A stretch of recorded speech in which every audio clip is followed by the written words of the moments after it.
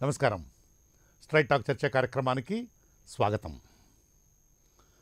ముఖ్యమంత్రి పదవికి ఎసరు పెట్టే ప్రయత్నం చేసినందువల్లే ఈటెల రాజేందర్ను పక్కకు పెట్టినామని తెలంగాణ రాష్ట్ర మంత్రి హరీష్ రావు చేసినటువంటి విమర్శను తిప్పికొడుతూ ఈటెల రాజేందర్ నిప్పులు చెరిగారు. హరీష్ రావు, నువ్వు హుజూరాబాద్లో అడ్డాపెట్టి అబద్ధాల కారుకూతలు కూస్తున్నావు. అప్పుడేమో భూ కుంభకోణం అంట్రి, ఇప్పుడేమో ముఖ్యమంత్రి పదవికి ఎసరు పెట్టినందుకే ఈటలను పక్కన పెట్టినం అనబడితిరి. ఇందులో ఏది నిజం? నిజానికి సీఎం సీటుకు ఎసరు పెట్టింది నువ్వు కాదా? 2018 ఎన్నికల్లో నీ వర్గం వాళ్లకు డబ్బులు పంపించి గెలిపించుకోవాలని చూసినావు. నీ ప్రతి మాటలో వ్యంగ్యం, అబద్ధం, ఇతరుల ఆత్మగౌరవాన్ని కించపరిచే పద్ధతి కనపడుతున్నది. ఈ పద్ధతి ఆపకపోతే నీ అసలు చరిత్ర ఏందో ప్రజలకు చెప్పాల్సి వస్తుంది అని ఈటెల మండిపడ్డారు. టీఆర్ఎస్లో మొదట అవమానానికి గురైంది నువ్వే కదా. కేసీఆర్ నిరంకుశత్వంపై నేను మాట్లాడడం వల్లనే నీకు మంత్రి పదవి వచ్చిందన్నటువంటి విషయం మర్చిపోకు అని ఆయన అన్నారు. హుజూరాబాద్లో ప్రతిరోజు లీడర్లను అంగట్లో సరుకు మాదిరిగా వెలగట్టుకుంటున్నటువంటి వ్యక్తి హరీష్ రావేనని, తనకు అనుకూలమైనటువంటి నాయకులను గుర్తించి ప్రలోభపెట్టి టీఆర్ఎస్లో చేర్చుకుంటున్నారని ఈటెల విమర్శించారు. ఆస్తులు సంపాదించుకున్నానంటూ తనపై వస్తున్నటువంటి విమర్శలను ఖండిస్తూ హైదరాబాద్లో భూముల కన్వర్షన్కు ఎన్ని డబ్బులు చేతులు మారుతున్నాయో తన వద్ద సమాచారం ఉన్నదని, సమయం వచ్చినప్పుడు దానిని బయట పెడతానని ఈటెల చెప్పారు. కేసీఆర్, కేటీఆర్, హరీష్, కవిత, సంతోష్ మాత్రమే తెలంగాణ రాష్ట్రాన్ని సాధించి తెచ్చినట్లు, మిగిలిన వాళ్ళంతా పనికిమాలిన వాళ్ళన్నట్లు మాట్లాడుతున్నారని, ఇది నిజం కాదని, తెలంగాణ సాధన కోసం లక్షలాది మంది పోరాడితే వారి పోరాట ఫలాలను మీ కుటుంబం అనుభవిస్తున్నదని, మీరు మంది మీద పడి దోచుకుంటున్నారని, 2004 నాటి ఎన్నికల అఫిడవిట్ తీస్తే ఎవరి ఆస్తిపాస్తులు ఏంటో తెలుస్తుందని, నువ్వు నీ మామ కాళ్ళు పైకబెట్టి జపం చేసిన పబ్బది పట్టిన హుజూరాబాద్లో గెలవలేరని ఈటెల అన్నారు. ఈటెల మాటల తూటాలపై హరీష్ రావు నుంచి ఇంకా ప్రతి విమర్శలు రావాల్సి ఉండగా, ఈటెల రాజేందర్ను పెంచి పెద్ద చేసిన తండ్రి వంటి కేసీఆర్ను, తల్లి వంటి టీఆర్ఎస్ను ఆయన గుండెల మీద తన్నిండని, గులాబీ జెండా నీడలో ఎదిగినటువంటి నాయకుడు చివరకు ఆ పార్టీకే వ్యతిరేకంగా కుట్రలు మోసాలు చేసిండని హరీష్ రావు లోగడ విమర్శించారు. రాజేందర్ ఎందుకు రాజీనామా చేసిండో చెప్పాలని, ఆయన గెలిస్తే హుజూరాబాద్కు ఏమీ లాభం జరగదని హరీష్ అన్నారు. ఇది ఈవేళ స్ట్రైట్ టాక్ చర్చా కార్యక్రమం. ఇక ఈ చర్చా కార్యక్రమంలో పాల్గొనేందుకు TRS social media convener Shri Dinesh Chaudhary, Bharatiya Janata party అధికార ప్రతినిధి శ్రీ గురవారెడ్డి, తెలంగాణ ప్రదేశ్ కాంగ్రెస్ కమిటీ అధికార ప్రతినిధి శ్రీ సామ రామ్మోహన్ రెడ్డి, రాజకీయ విశ్లేషకులు శ్రీ అందే సత్యం ఈరోజు ఈ చర్చా కార్యక్రమంలో పాల్గొంటారు. ముందుగా దినేష్ గారు, ఈటెల మాటల తూటాల మీద ఆయన హరీష్ రావు గారిని టార్గెట్ చేస్తూ చేసినటువంటి విమర్శలు, అన్నటువంటి మాటలు ఏవైతే ఉన్నాయో వాటి మీద మీ కామెంటు, మీ రియాక్షను, మీ రెస్పాన్సు వాటిని తెలియజేయండి. మిగతా గెస్టుల దగ్గరికి వెళ్దాం. Please go head. Etela Rajender గారి వ్యవహార శైలి చూస్తుంటే తప్పకుండా అతి తక్కువ కాలంలోనే భారతీయ జనతా పార్టీకి వెళ్ళినా కూడా ఆ పార్టీ లక్షణాలన్నీ కూడా అతి తొందరగా అవలవర్చుకున్నారు ఆయన అనేది అందరం కూడా అర్థం చేసుకోవచ్చు. ఎందుకంటే ఆయన మాటలు చూస్తుంటే అసలు మొత్తం అంతా నా చుట్టే కేంద్రీకృతమైంది, నా చుట్టే తిరుగుతుంది అనే భావనలో ఆయన ఉన్నట్టున్నారు. టీఆర్ఎస్ పార్టీలో ఈటెల రాజేందర్ గారి ప్రస్థానం ఎప్పటిదండి? ఆయన ఏమన్నా టీఆర్ఎస్ పార్టీ ఆవిర్భావ సభ్యుడా? కాదు కదా. 2003లో ఆయన టీఆర్ఎస్ పార్టీలోకి రావడం జరిగింది. ఆయన టీఆర్ఎస్ పార్టీలోకి వచ్చే నాటికే టీఆర్ఎస్ పార్టీకి ఆనాటి ఏదైతే కమలాపూర్ నియోజకవర్గం ఉండేనో దానిలో అత్యధికంగా ఎంపీటీసీలు కావచ్చు, సర్పంచులు కావచ్చు, వార్డు మెంబర్లు కావచ్చు, ఉన్న 4 జడ్పీటీసీలు కూడా టీఆర్ఎస్ పార్టీగా గెలుపొందడం జరిగింది. అవన్నీ గెలుపొందిన తర్వాత 2003లో ఈయన టీఆర్ఎస్ పార్టీలోకి అడుగుపెట్టడం, సరే ఒక వామపక్ష భావజాలం కలిగిన ఒక యువకుని కింద కేసీఆర్ గారు ఆయనను ఎంకరేజ్ చేసి అవకాశం ఇచ్చారు. అవకాశం ఇవ్వడమే కాదు, తర్వాత కాలంలో ఆయనకి శాసనసభాపక్ష నాయకునిగా అవకాశం ఇచ్చారు. తర్వాత అధికారంలోకి వచ్చిన తర్వాత ప్రభుత్వంలో నెంబర్ 2 స్థానం ఉండే ఆర్థిక మంత్రి ఇచ్చారు. తర్వాత మళ్ళా కూడా రెండవసారి అధికారంలోకి వచ్చిన తర్వాత కూడా ఆయనకి కీలకమైన ఆర్థిక శాఖ కాకుండా ఏదైతే ఉన్నదో వైద్య ఆరోగ్య శాఖ కేటాయించడం జరిగింది. ఇవన్నీ కేటాయించి ఆయనకి ఎక్కడికక్కడ పార్టీ అవకాశాలు ఇచ్చింది, ఆయనకి గుర్తింపునిచ్చింది, ఇవ్వాల్సిన గౌరవం ఇచ్చింది. ఇవన్నీ ఇచ్చిన తర్వాత ఆయన వాటిని నిజంగానే ప్రజా శ్రేయస్సు కోసమో ఇంకో దానికోసమో ఉపయోగించి ఉంటే బాగుండేది. కానీ ఆయనని మంత్రివర్గం నుంచి బర్తరఫ్ చేయడానికి కారణం ఏంటండి? బీసీ, ఎస్సీ, ఎస్టీ వీళ్ళకి కేటాయించిన అసైన్డ్ భూములను ఆయన కబ్జా చేసి వారి వద్ద నుండి బలవంతంగా లాక్కున్నాడనే కారణం చేత ఆయనను మంత్రివర్గం నుంచి తప్పించడం. ఎందుకంటే స్పష్టంగా ప్రాథమిక ఆధారాలు దొరికినాయి అనేది మంత్రివర్గం ఏదైతే సిఫార్సు చేసిందో ఏ కాలంలో ఆయన చేశారు, ఏ సంవత్సరాల మధ్య బీసీ, ఎస్సీ, ఎస్టీ భూములకు ఇచ్చినటువంటి భూముల్ని ఆయన కబ్జా చేశారు అనేటువంటి ఏమైనా చెప్పగలరా? ఇవన్నీ అంతకుముందే ఆయన మొదటిసారి మంత్రిగా ఉన్నప్పటి దగ్గర నుంచి కూడా కొన్ని వ్యవహారాలు నడుస్తున్నాయి. కానీ ఆయన చాలా తెలివిగా చేసుకుంటూ వచ్చింది. ఆఖరికి 2019-20లో కూడా ఆయన స్వయంగా ఈరోజు ఏదైతే చెప్పుకుంటున్నాడో నేను ముదిరాజ్ బిడ్డనని చెప్పుకున్నాడు కదా, అదే ముదిరాజ్ సామాజిక వర్గానికి చెందిన దినేష్ గారు ఆయన చాలా కాలం నుంచి చేస్తూనే ఉండేట్లయితే ఇంతకాలం ఎందుకు టాలరేట్ చేశారు ఆయన్ని? చెప్తున్నాం కదా, వాళ్ళు ఎప్పుడైతే బాధితులు వచ్చి ప్రభుత్వం దృష్టికి తీసుకొచ్చి మా పట్ల ఇట్లా చేశాడు, మమ్మల్ని మా భూముల్లోకి పోనీయకుండా అడ్డుకట్ట వేస్తున్నాడు, ఆక్రమించుకున్నారు అనేది ప్రభుత్వం దృష్టికి తీసుకొచ్చిన తర్వాత తక్షణం దానిపైన విచారణ కమిటీ వేయడం జరిగింది. ఆ విచారణ కమిటీ ప్రాథమిక ఆరోపణలు ఉన్నాయి, అవన్నీ కూడా నిజంగానే నిర్ధారం అయినాయి, దీనిపైన మనం చర్యలు తీసుకోవచ్చు అనేది ఎప్పుడైతే ఇచ్చినామో ఆ రోజు ఆయనకైనా తప్పుకుంటే రాజీనామా చేసి బాగుంటుండే. కానీ బర్తరఫ్ చేసే స్థితికి తెచ్చుకున్నాడు. పోనీ ఆ తర్వాత నిజంగా కనుక ఆయన తప్పు చేయకపోతే ఏం చేసేది ఉండే అండి? కొంతకాలం ఓపిక చూసి ఎస్ నేను ఎటువంటి తప్పు చేయలే, దీనిలో కడిగిన ముత్యం మాదిరి నేను బయటకు వస్తా కాబట్టి నా తప్పేం లేదు అనేది ఆయన ఆగుంటే నిజంగా ప్రజలు కూడా నమ్మేటోళ్ళేమో. కానీ ఏం చేసిండు? కొన్ని రోజులకి ఆయన మీడియా ముందుకు వచ్చి చెప్పిండు కదా, నేను ఆ భూములు తీసుకున్నా, వాటిని టీఎస్ఐఏసీకి బదలాయించి వాళ్ళ దగ్గర నుంచి నేను తీసుకుందాం అనుకున్నా, కానీ అది కుదరలేదు అనే మాట అయితే ఆయననే ఒప్పుకున్నాడు. అది ఎవరో చెప్పింది కాదు, మీడియా సమావేశం పెట్టి మరి చెప్పాడు కదండి ఆయన. సో అది ఆయన బర్తరఫ్కి గల కారణం. ఇక పార్టీ వదిలిపోయింది ఎందుకు అనేది మీరు చూస్తే ఇటీవల కాలంలోనే మనం చూసినాం. ఇప్పుడు ఒక వ్యక్తి ఎవరైతే బెదిరింపులకు పాల్పడి అరెస్ట్ అయ్యి జైల్లో ఉన్నాడో అతని టీంలోని ముఖ్య సభ్యుడే బయటకు వచ్చి మొన్న మధ్య సోమాజిగూడ ప్రెస్ క్లబ్లో ఒక సమావేశం పెట్టి చెప్పడం జరిగింది. ఈటల రాజేందర్కి బీజేపీలోకి పోయే ఇంట్రెస్ట్ లేకుండే, కానీ ఈ వ్యక్తే పోయి నువ్వు బీజేపీలోకి పోతేనే నీకు షెల్టర్ దొరుకుతుంది, లేకపోతే నిన్ను అరెస్ట్ చేస్తారు అనే భయం పెట్టి ఈటల రాజేందర్ అటు పోయే విధంగా ప్రేరేపించాడు అని చెప్పాడు. మరి నిజంగా ఈటల రాజేందర్ గారు ప్రతిసారి చెప్పుకుంటుండే నేను వామపక్ష భావజాలం నుంచి వచ్చి ఉండే, నేను అభ్యుదయ భావాలు కలిగిన నాయకుడుగా పైకి ఎదిగిన అనే మాట పనిచేశారండి. అదే అంట, అది చెప్పుకున్న వ్యక్తి ఈ రోజు ఎక్స్ట్రీమ్ రైట్ వింగ్ ఎట్లా పోయిందండి? అదొక కారణం ఉంటుంది కదా. సో ఇటువంటివన్నీ ఆయన దగ్గర లోపాలు పెట్టుకున్నాడు. ఈ రోజు వచ్చి ఏం మాట్లాడతాడు హరీష్ రావు గారి మీద అది ఇది మాట్లాడుతుంటే, గతంలో ఒకసారి హరీష్ రావు గారు చాలా క్లియర్గా చెప్పారు, నువ్వు చేసుకున్న తప్పులకు నువ్వు పార్టీ నుంచి వెళ్ళిపోయినావు, నా భుజం మీద తుపాకీ పెట్టి కాల్చే ప్రయత్నం చెయ్యకు, అంతకంటే ఎక్కువ దీనిపైన నేను మాట్లాడడం కూడా అనవసరం అనే మాట హరీష్ రావు గారు చాలా స్పష్టంగా చెప్పడం జరిగింది. కానీ ఇవాళ వచ్చేసి మళ్ళీ ఏదో అవాస్తవాలు మాట్లాడుతున్నారు. నిజంగా ఈటల రాజేందర్ గారు అంత హరీష్ రావు గారిని కాదని ఆయనని కూడా నేనే పైకి తీసుకొచ్చిన రీతిలో మాట్లాడుతుంటే తెలంగాణ రాష్ట్ర సమితిలో ఉన్న వాళ్ళకి తెలియదా అండి? 2001 నుండి హరీష్ రావు గారి ప్రస్థానం టీఆర్ఎస్ పార్టీలో ఏ విధంగా ఉన్నది?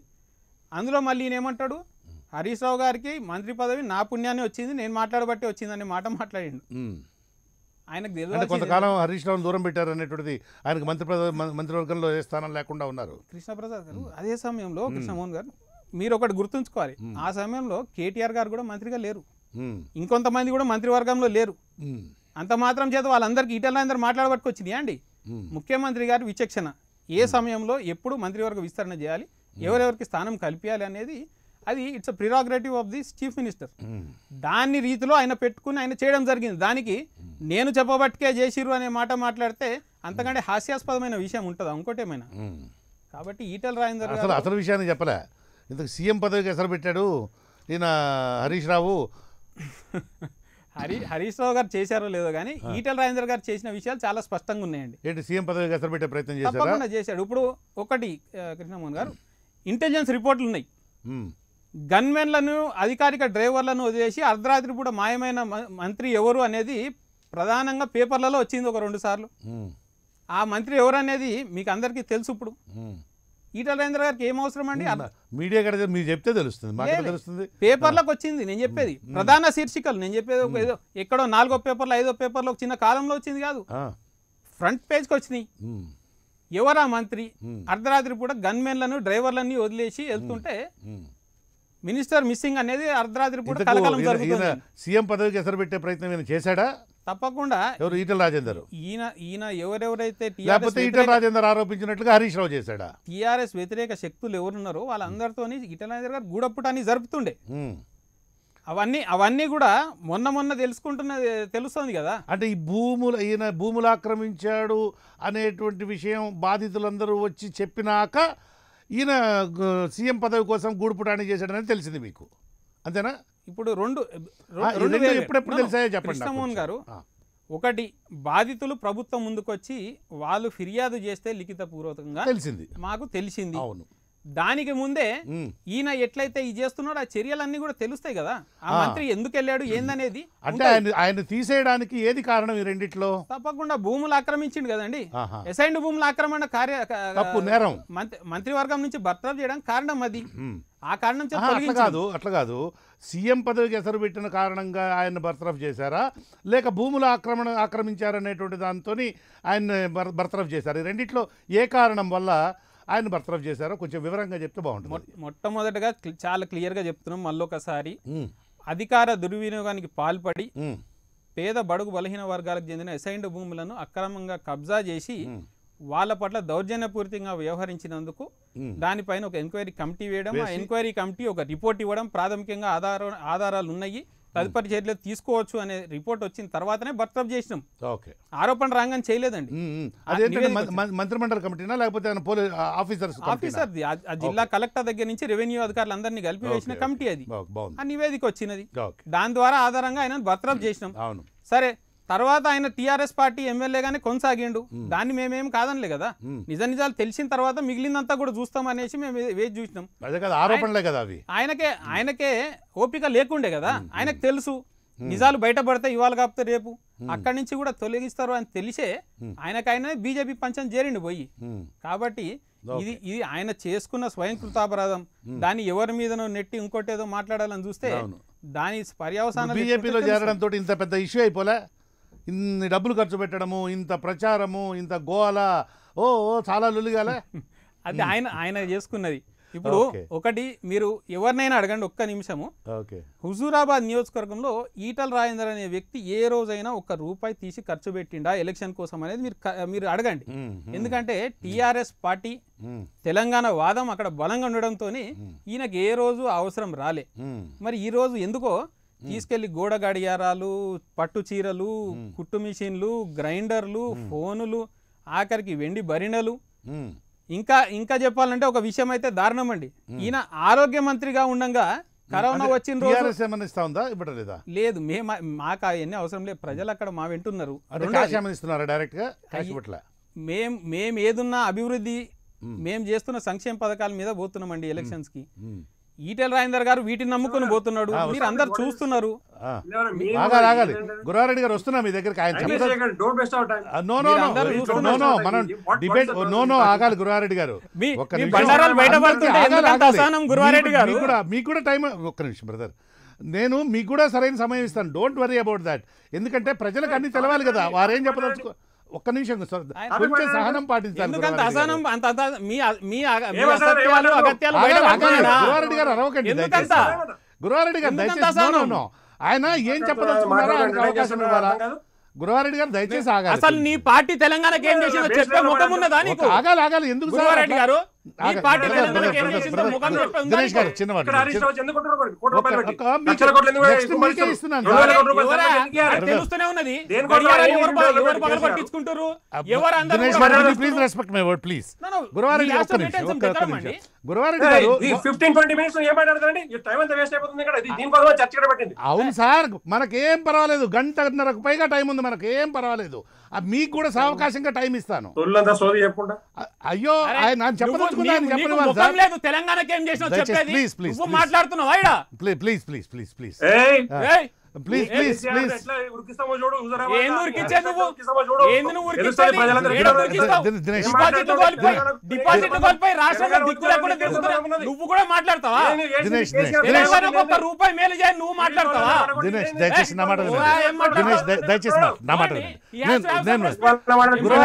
గురువారెడ్డి గారు దయచేసి నెక్స్ట్ మీకే ఇస్తున్నాను. కుమార్ గారు, let us okay come okay to the topic. Let us come ఒక్క to the నిమిషం topic. ఆగండి, ఒక్క నిమిషం ఆగండి మీరు. హైదరాబాద్లో వీళ్ళు చూసుంటే ఒక్క నిమిషం మీకు అవకాశం వచ్చినప్పుడు మీరు అన్ని చెప్పండి సార్. మీకు అవకాశం వస్తున్నాను కదా, నెక్స్ట్ మీకే ఇస్తున్నాను.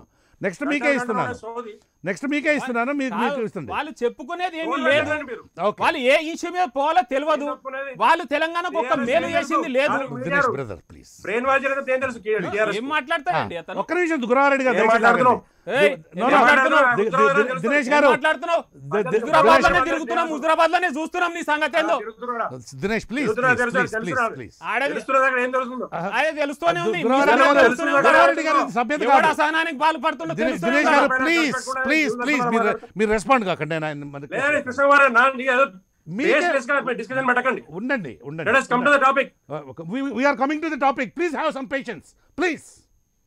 ఇక్కడ question Harish Rao No, you can talk only when you are permitted. No sir, no, have some patience. Sir అవును సార్, మీకు అవకాశం ఇస్తుంది కదా, మీకే నేను ఇవ్వబోతున్నాను. నెక్స్ట్ సెకండ్ మీకే ఇవ్వబోతున్నాను. మీరు చెప్పదలుచుకుంది మొత్తం చెప్పండి. అవతల వాళ్ళని ఎట్లా ఆపుతారు మీరు? వాళ్ళు మాట్లాడే హక్కు లేదా? నేను ఆపట్లేదు ఎంతసేపు అండి. అరే బాధ అరిగిపోయిన రికార్డ్ ఇవన్నీ అరే రామచంద్ర, నో ఆగండి. దీంతో మీరు 10 నిమిషాలు దీని మీద నిలబెడుతున్నారు. దయచేసి ఆగండి. Please conclude Dinesh. ఇదిగో no I'm going to Krishnamohan గారు ఈ విధంగా ఉంటది. ఎట్లయితే మేము చేసిన అభివృద్ధి మీద ముందుకు పోతున్నాం, చేస్తున్న సంక్షేమ కార్యక్రమాల మీద ముందుకు పోతున్నాం. అభివృద్ధి చేసి ఇవాళ కొత్తగా రోడ్లు ఎందుకు వేస్తున్నాడా? మీరు 20 ఏళ్ళకి వెళ్ళి చేయని అభివృద్ధి. అదే అభివృద్ధి మేము చేస్తాం. మీ ఈటల రాజేందర్ జరిగిన తర్వాత చేస్తున్నాం. మేము ఓకే తెలివి ఉండాలి, ఆయన ఉండగా జరగలేదు. దినేష్ మేము చేస్తున్నాం అభివృద్ధి. ప్లీజ్ దయచేసి మీ ఎంపీ ఉన్నాడా కరీంనగర్ ఎంపీ? రూపాయి ఖర్చు పెట్టిండా? చెప్పమను. 2 సంవత్సరాల పైన అయింది మీ కరీంనగర్ ఎంపీ గెలిచాడా? రూపాయి ఖర్చు పెట్టిండా? తెలంగాణకు తీసుకొచ్చిండా ఏమన్నా? ఏం చేతగా సార్ వీళ్ళకి అభివృద్ధి సంక్షేమం డిబేట్ బ్రదర్, డిబేట్ కొంచెం డెమోక్రటిక్ గా జరుగుతుంది. He has to have some decorum. He has to have some subject. Agreed. Subject Please లేదు, అర్హత conclude. లేదు. ఏదో Please మాట్లాడతారు conclude. వచ్చి మధ్యలో. Okay, then thank you. I hope you are done. Thank you. No. Guruva Reddy గారు మీరే మాట్లాడండి. వదిలేసేయండి. రాత్రి విమానాలకి దుబాయ్ ఎందుకు పోతున్నాడు కేటీఆర్? ఓకే మాట్లాడతారండి, బాగా మాట్లాడతారు. ఓకే మా దగ్గర 100 questions గురువారెడ్డి గారు మీ 100 క్వశ్చన్స్ మొత్తాన్ని తీయండి. మీరు రెస్పాండ్ కాకండి. గురువారెడ్డి గారు, will you please listen to me? Guruva Reddy గారు, will you please listen to me? నేను మాట్లాడేది వింటారా మీరు? నో. గురువారెడ్డి గారు, please stop all that. Guruvareddy గారు, please stop for heaven's sake.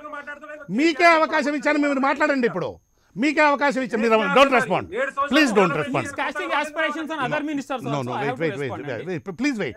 Guruva Reddy గారు, ఇప్పుడు మీకే అవకాశం మీరు వినండి. ఇలా మీ ఆర్థిక మంత్రి హరీష్ రావు స్టాంప్ డ్యూటీ తెలుసా మీకు? ఆయన ఒక రబ్బర్ స్టాంప్ హరీష్ రావు. ఆయన పడగ ఒక్క జీవో పాస్ చేసి హరీష్ రావు సంతకం పెట్టామన్నా. బాగా మాట్లాడుతున్నారేమండి. మీ దగ్గర తెలంగాణ కేంద్ర మంత్రి రబ్బర్ స్టాంపు, తెలంగాణ ఉంటున్న కేంద్ర మంత్రి రబ్బర్ స్టాంపు. ఒక్క రూపాయి తెలంగాణకు మేలు చేయలేని అసమర్థ కేంద్ర మంత్రి తెలంగాణ నుంచి ఉన్న మీ పార్టీ అసమర్థులు, ఎందుకు చేతగాని వాళ్ళు, తెలంగాణకి పనికిరాని వాళ్ళు మీరు మాట్లాడతారా? ఇవాళ హుజరాబాద్ నియోజకవర్గంలో గ్రామాల్లో రోడ్లు పడేది కేంద్రం ఇచ్చిన డబ్బులతో. కేంద్రం ఇచ్చిన డబ్బులా? ఏడకెళ్ళి ఒక్క చూపి, ఒక పత్రం చూపి కేంద్రం ఇచ్చి నిధులతోనని. ఒక పత్రం చూపి. లెక్కలేదు, పత్రం లేదు. నీ కేంద్ర సర్కార్ లో ఎంపీగా ఉన్న నీ బండి సంజయ్ ఏమి ఇచ్చినా చూపి. నీ బండి సంజయ్ ఏమి ఇచ్చినా చూపి. నువ్వు ఏం మాట్లాడుతున్నావు? ఒక్క రూపాయి ఏమి ఇచ్చినా చూపి. నువ్వు బండి సంజయ్ ఏమి ఇచ్చినా చూపి. ఒక పత్రం చూపి. ఎవరిని ఏం మాట్లాడుతున్నావు? ఆఫ్టర్ ఆల్ మీరున్నది ఎంత, మీకు వచ్చిన ఓట్లు ఎంత, మీరు ఎంత అక్కడ బలం. మీరు మమ్మల్ని మాట్లాడతారా? మమ్మల్ని బెదిరిస్తారా? పాతాళంలో పోవాలి పైకి లేవకుండా. అర్థమవుతుందా? తొక్కుడు దక్కితే పాతాళంలో పోవాలి పైకి లేవకుండా. పిచ్చి పిచ్చి మాటలు మాట్లాడుకుంటే ఎంతకాలం సహిస్తాడు అనుకుంటున్నారు? ఎవరైనా పిచ్చి పిచ్చి మాటలు మాట్లాడితే ఎంతకాలం సహిస్తారు అనుకుంటున్నావు? మా స్థానం పరీక్షిస్తే మేము నువ్వు తొడగొట్టేది ఏంది? నువ్వేంది? నీ పరిస్థితి నాగార్జున సాగర్లో తెలవలేదా? డిపాజిట్ కోల్పోలేదా? డిపాజిట్ కోల్పోలేదా నాగార్జున సాగర్లో? నీ పరిస్థితి కోల్పోలేదా? ఇదే విధంగా బీరాలు పోయి డామికాలు పోయి నీ సిట్టింగ్ ఎమ్మెల్సీ స్థానం కోల్పోలేదా? తెలివి లేని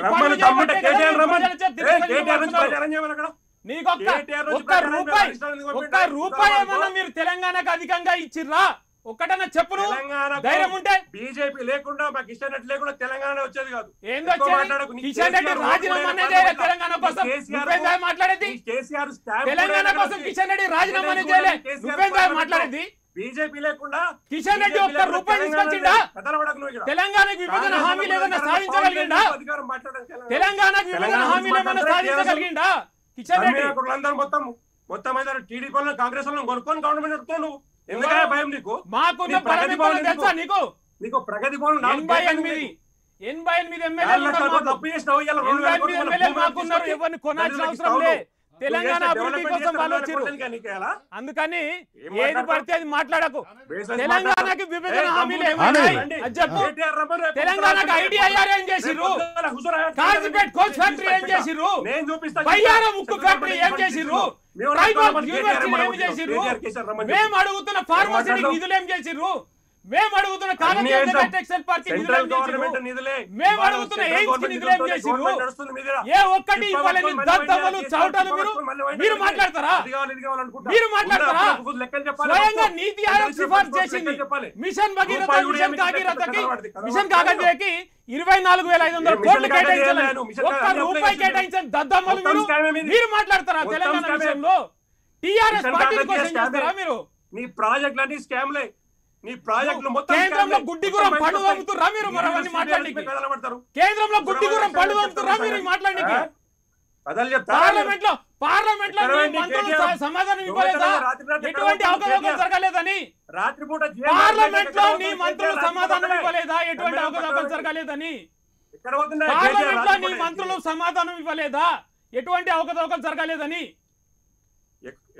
సమాధానం చూపియాలన్నా? అడిగిన క్వశ్చన్ కృష్ణమోహన్ గారు చూపియాలన్నా? ప్రాజెక్టులో ఎటువంటి అభివృద్ధి జరగలేదని సమాధానాలు మీకు చూపియాలన్నా? కృష్ణమోహన్ గారు కట్ చేస్తారా ఆయనని?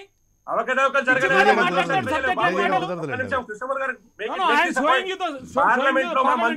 గురవారెడ్డి గారు will you please listen to me? Gurava Reddy గారు will you please listen to me?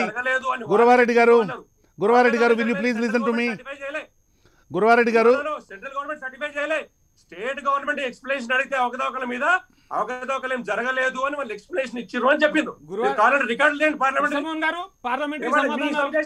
చూపిస్తా ఎన్ని కావాలి వాళ్ళకి? తెలివి లేదు, సబ్జెక్ట్ లేదు, నీకు మర్యాద మాట్లాడవాను. మర్యాద ఇచ్చేది మాట్లాడుతూ నీకేది మర్యాద? ఇప్పుడు ఏంటి మంత్రి ఇచ్చిన స్టేట్మెంట్ స్టేట్ గవర్నమెంట్ ఎక్స్ప్లెనేషన్ అడిగితే ఆయన చూసేదాన్ని ఏం మాట్లాడతావు? గురవారెడ్డి గారు will you please listen to me? Gurava Reddy గారు చెప్పులు పిచ్చి మాటలు మాట్లాడకు. ఏమంటావు? కేసీఆర్ అంటావా? నువ్వు దొరికితే నీకు మూతి ముక్కు మాట్లాడుతున్నావా? డ్రామా చేయకు, అబద్ధాలు చెప్పకు. మాట్లాడుతున్నావు గురువారెడ్డి? పార్లమెంట్ లో మా ఏడున్నావు? స్టేట్మెంట్ ఏడున్నావు చెప్పు చూద్దాం. వినిపించమండి. దిగుతారు మంత్రి ఏమని చెప్పాడు? ఏం మాట్లాడుతున్నాడు అతను? వినిపించమండి. బుద్ధున్నదా బుర్రున్నదా వినిపించమండి. తాగొచ్చిందా? ఆ స్టేట్మెంట్ డిబేట్లో వినిపించు. తాగొచ్చి ఆ కూర్చున్నాడా ఏంది? స్టేట్మెంట్ వినిపించు. ఏం మాట్లాడుతున్నాడు ఏ అతను? బాబు, అది బస్ స్టేట్మెంట్ దినేష్ వినిపించు. ఇనఫ్ మొత్తం రికార్డ్ పెట్టండి. ఒక ముఖ్యమంత్రిని పట్టుకుని ఏం మాట్లాడుతాడండి చాలా అతను? చెప్తున్నా. స్టేట్ గవర్నమెంట్ ఎక్స్ప్లెయిన్ చేసింది, సమాధానం ఇచ్చింది అన్నాడా? గురవారెడ్డి గారు మీరు ఇప్పుడు కాదు మీరు కనీసమైనటువంటి మర్యాదను పాటించాలి. హోస్ట్ మాటను మన్నించాలి. అంతే తప్ప మీరు మాట్లాడుకునే దానికి గాను వీధిలో మాట్లాడుకోవచ్చు. డిబేట్ ఎందుకంటే దానికి మీరు కనీసం నేను చెప్పినప్పుడైనా ఆగాలి. మీరు అంత వీరావేశం పడితే ఎట్లా? నెక్స్ట్ మీకే అవకాశం ఇస్తున్నానని చెప్పినా కూడా మీరు ఏ వ్యక్తి అయినా అతను ఏం చెప్పదలుచుకున్నా, ఆయన దినేష్ మాట్లాడేది పరమ చెత్త చెప్పదలుచుకున్నా సరే ఆయనకు చెప్పే హక్కు ఉంది, ఆయన్ని చెప్పనివ్వాలి. అదే సూత్రం మీకు వర్తిస్తుంది, ఇతర గెస్టులకు కూడా వర్తిస్తుంది. మీరు ఏం మీరు పచ్చబద్దాలు చెప్పదలుచుకున్నా కూడా చెప్పవచ్చు, మిమ్మల్ని ఎవరు ఆపరు. వేరే వాళ్ళు జోక్యం చేసుకోవడానికి నేను పర్మిషన్ ఇవ్వను. కానీ మీరే అలా ఇచ్చేస్తూ ఉంటేలా? మరి రోడ్ సైడ్ వాళ్ళు మనందరం చదువుకున్న వాళ్ళం, మనం మాట్లాడేటువంటి మాటల్ని మన ప్రవర్తనని కొన్ని లక్షల మంది చూస్తూ ఉన్నారు. తప్పు గురవారెడ్డి గారు, మీరు అంతటి ఇంటాలరెన్స్ పనికిరాదు. దయచేసి మీరు రెస్పాండ్ కాకండి. అంతటి ఇంటాలరెన్స్ పనికిరాదు సార్. ఏముంది, మీరు అరుస్తారు, ఆయన అరుస్తారు, రామ్మోహన్ అరుస్తారు, అంతే సత్యం గారు మొత్తం ముగ్గురు చోచని చూస్తారు. ఆయనకి ఏమి అరవాల్సిన పని లేదు, ఆయన అనలిస్ట్ కాబట్టి. దయచేసి అలా ఇది కాకండి. మీరు చూడండి, దాదాపు half an hour time, 20 minutes పైగా టైం వేస్ట్ అయిపోయింది. దీనివల్ల ఏమైనా సాధించగలిగామా? దయచేసి ఆగండి, మీరు రెస్పాండ్ కాకండి. నేను చెప్పిన తర్వాతనే రెస్పాండ్ కాండి. కాదు సార్, కొంచెం సహనం పాటించండి సార్. మన అందరం చదువుకున్న వాళ్ళం, మర్యాదస్తులము. మీరు చెప్పదలుచుకున్నది మీరు చెప్పండి. టీఆర్ఎస్ మీద విమర్శ చేయదలుచుకుంటే చేయండి. ఎలా విమర్శ చేయాలో దాని ఆధారాలతోటో మరొక దానితోటో విమర్శ చేయండి. ఆయన కనుక జోక్యం చేసుకున్నట్లయితే నేను ఆపుతాను ఆయన్ని. కానీ నేను చెప్పినా కూడా వినకుండా ఆయన మీద దాడి చేస్తున్నారు. మర్యాద కాదు సార్, ఇది పద్ధతి కాదు. దయచేసి అలా ఇంకెప్పుడు చేయకండి. గో హెడ్, ప్లీజ్ మాట్లాడండి. మీరు ఏం మాట్లాడదలుచుకున్నారో చెప్పండి. ఇప్పుడు చర్చ అంతా హుజూరాబాద్ అండి. హుజూరాబాద్ లో హరీష్ రావు స్టేట్మెంట్ లేకుంటే ఈటల స్టేట్మెంట్ మీద నడుస్తుంది చర్చ. మనం అక్కడికి వద్దాం. అక్కడికి వస్తే కేసీఆర్ నేను చదివినటువంటి ఇంట్రడక్షన్ విన్నారా? మొత్తం ఇంట్రడక్షన్ అంతా కూడా ఈటల రాజేంద్ర మాట్లాడినటువంటి మాటలే ఉన్నాయి. ఏం బ్రదర్?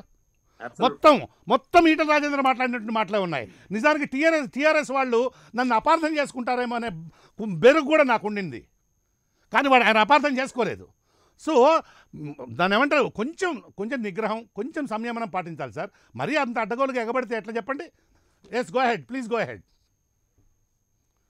గురవారెడ్డి గారు ప్లీజ్ గో హెడ్. ఇక్కడ అన్ఇంటరప్టెడ్ గా 3 నిమిషాలు 4 నిమిషాలు అంతకన్నా నాకు అవసరం లేదు. Please go ahead. నేను చెప్పదలుచుకున్న బీజేపీ స్టేట్మెంట్ చెప్తా. ఇక్కడ ఏంటంటే, ఈటెల రాజేందర్ రాజీనామా చేసినాక ఎంతమంది మంత్రులు, ఎంతమంది ఎమ్మెల్యేలు, ఎంతమంది జడ్పీటీసీలు హుజురాబాద్కి వెళ్ళి టిఆర్ఎస్ వాళ్ళు వాళ్ళ నియోజకవర్గాలు వాళ్ళ బాధ్యతలు వదిలిపెట్టి హుజురాబాద్ మీద తోడేళ్ళకి ఎట్లా పడ్డారు, మేకల భూమిలో పడ్డట్టు.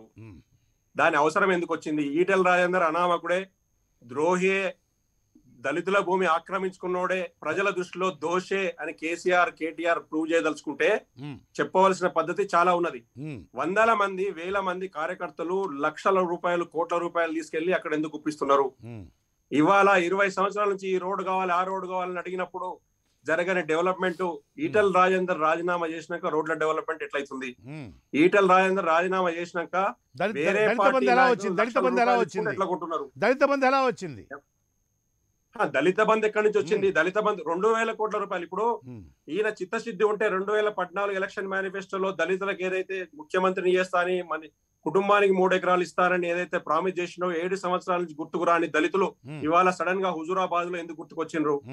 దళితులు ఆల్రెడీ 4 లక్షల కోట్ల అప్పున్న ఈ రాష్ట్రానికి హైదరాబాద్ లో కాస్ట్లీ భూములు వాళ్ళ బంధువులకు, వాళ్ళ పార్ట్నర్షిప్ ఉన్న కంపెనీలకు కట్టబెట్టి ఆ 2000 కోట్ల రూపాయలు తీసుకొచ్చి ఇక్కడ హుజూరాబాద్ లో పెట్టాల్సిన అవసరం దేనికోసం వచ్చింది?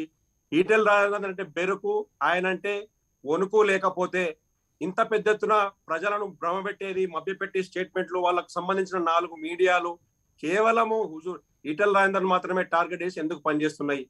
హరీష్ రావు ఇవాళ ఇన్ఛార్జ్ గా హుజూరాబాద్ లో ఇచ్చే స్టేట్మెంట్ లో ఒక్కటైనా ఆధారం ఉందా, బేస్ ఉన్నదా?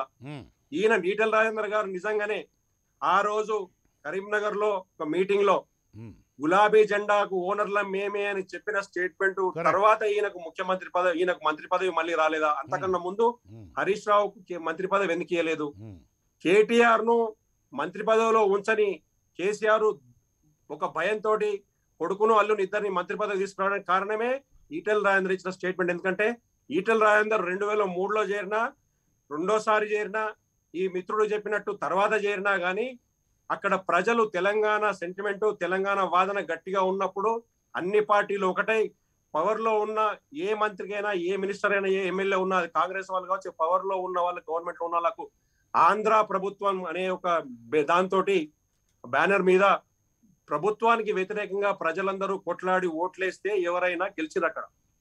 ఇక్కడ ఈయన చెప్పినట్టు హుజూరాబాద్ లో గనక కేవలం కేసీఆర్ మాయనో, కేవలం తెలంగాణ మాయనో ఉన్నది అంటే ఇక్కడ కేవలం అక్కడ తెలంగాణ సెంటిమెంట్ మూలంగానే ఉండే. అప్పుడు అందరం కలిసి అక్కడ ఒక లీడ్ లో ఉన్న లీడరు ఈటెల రాజేందర్ కొట్లాడుతున్నాడు.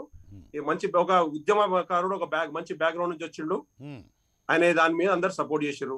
ఇదే విధంగా హరీష్ రావు ఓట్లే లేదా, ఇదే విధంగా పక్కన జనగామలో టీఆర్ఎస్ అభ్యర్థి ఓట్లే లేదా, ఇదే విధంగా కరీంనగర్ లో టీఆర్ఎస్ ఓట్లే లేదా, ఇదే విధంగా మహబూబ్ నగర్ లేదా, ఎక్కడైతే తెలంగాణ వాదంతో నిలబడ్డారో అక్కడ ప్రతి ఒక్కరికి ప్రజలు ఓట్లేసి బ్రహ్మరథం పట్టి ఇవాళ ఇదే తెలంగాణ వాద కోసం కలిసి ఒక రైట్ హ్యాండ్ లెఫ్ట్ హ్యాండ్ లాగా తెలంగాణ ఉద్యమంలో ఒక జేఏసీ కింద పనిచేసిన హరీష్ రావు, ఈ ఈటెల రాజేందర్ ఇవాళ ఒకరి మీద ఒకరు విమర్శలు చేసుకుంటున్నారు. ఒక ఆయన బీజేపీ నుంచి కొట్లాడుతున్నారు, ఒక ఆయన హరీష్ వాళ్ళ మామను కాపాడుకోవడానికి కొట్లాడుతున్నారు అనుకుందాం.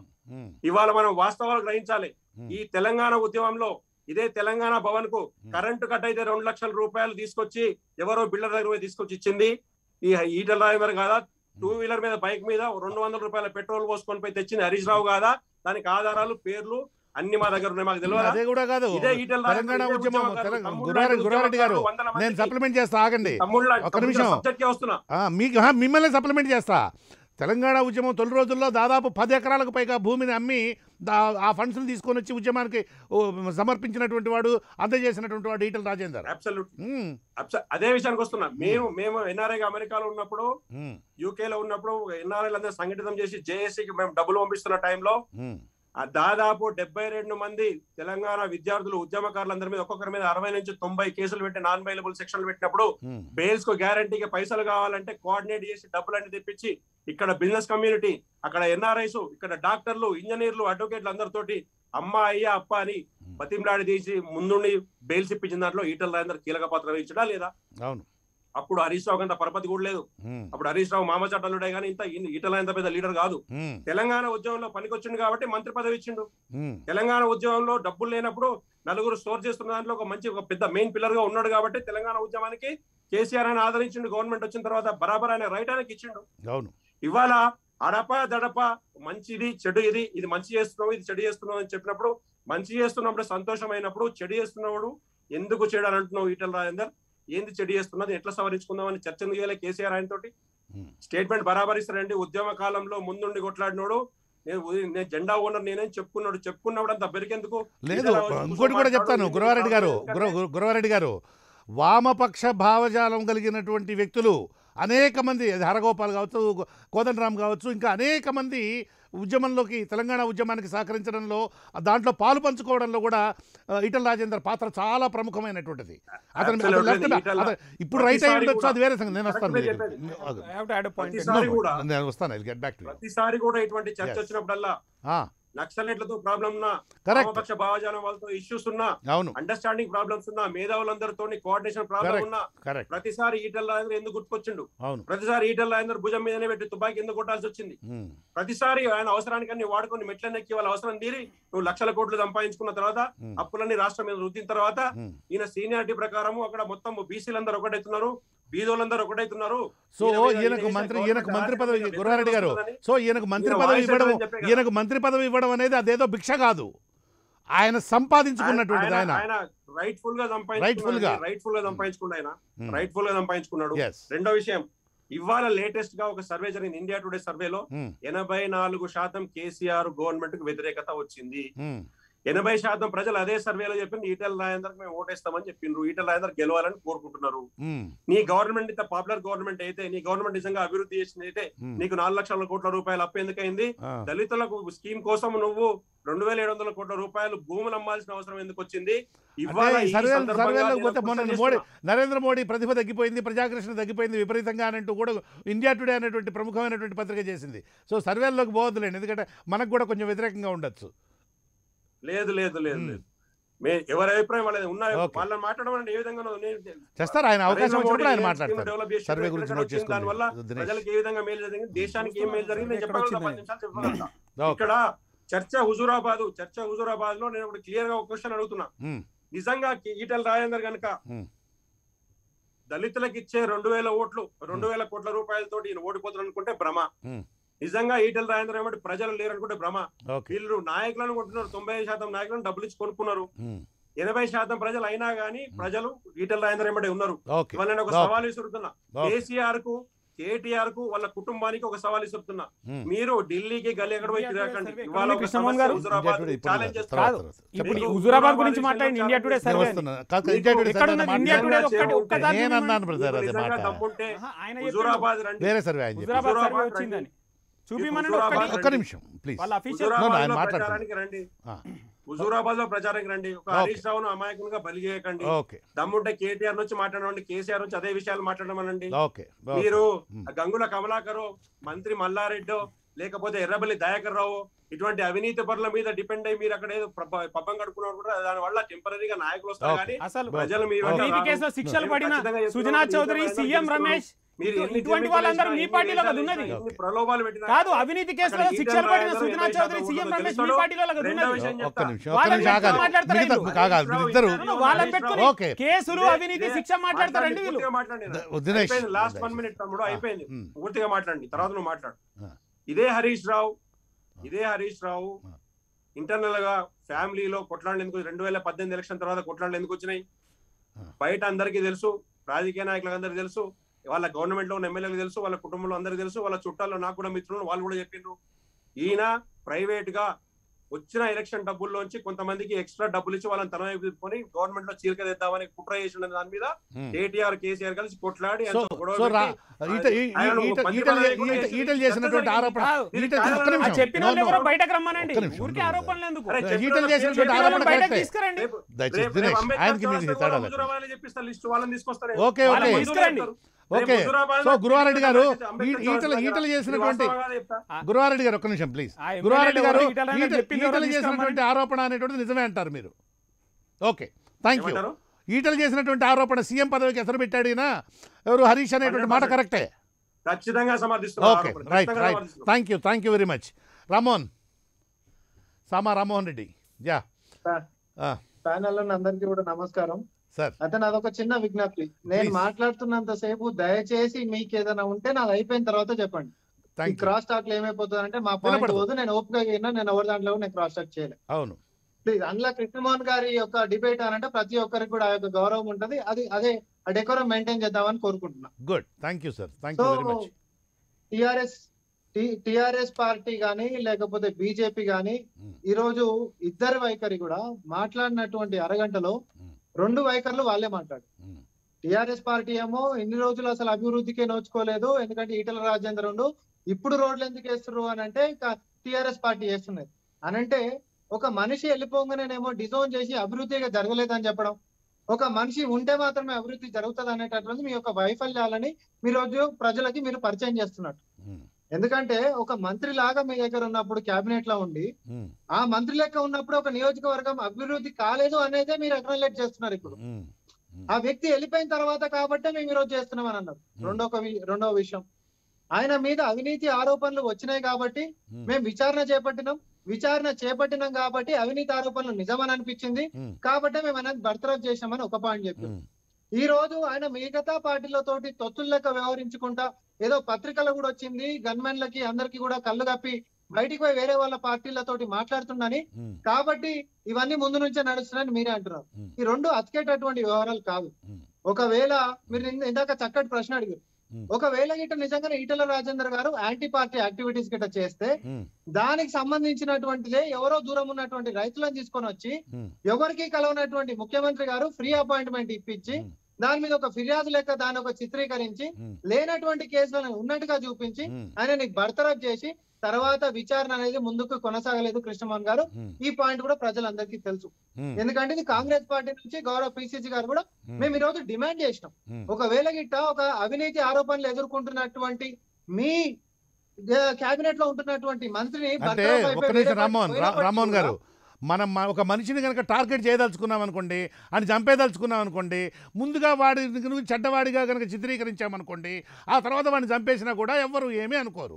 ఎందుకంటే చెడ్డోడు చచ్చిపోయినాడులే, మంచిగా అయిందిలే, చెడ్డోడు చచ్చిపోయినాడులే అని అనుకుంటారు. సో ఈ మెలైన్ చేయడం, మెలైనింగ్ అంటే ఇంగ్లీష్లో సామెత ఉంది, brand the dog mad before you kill it అని.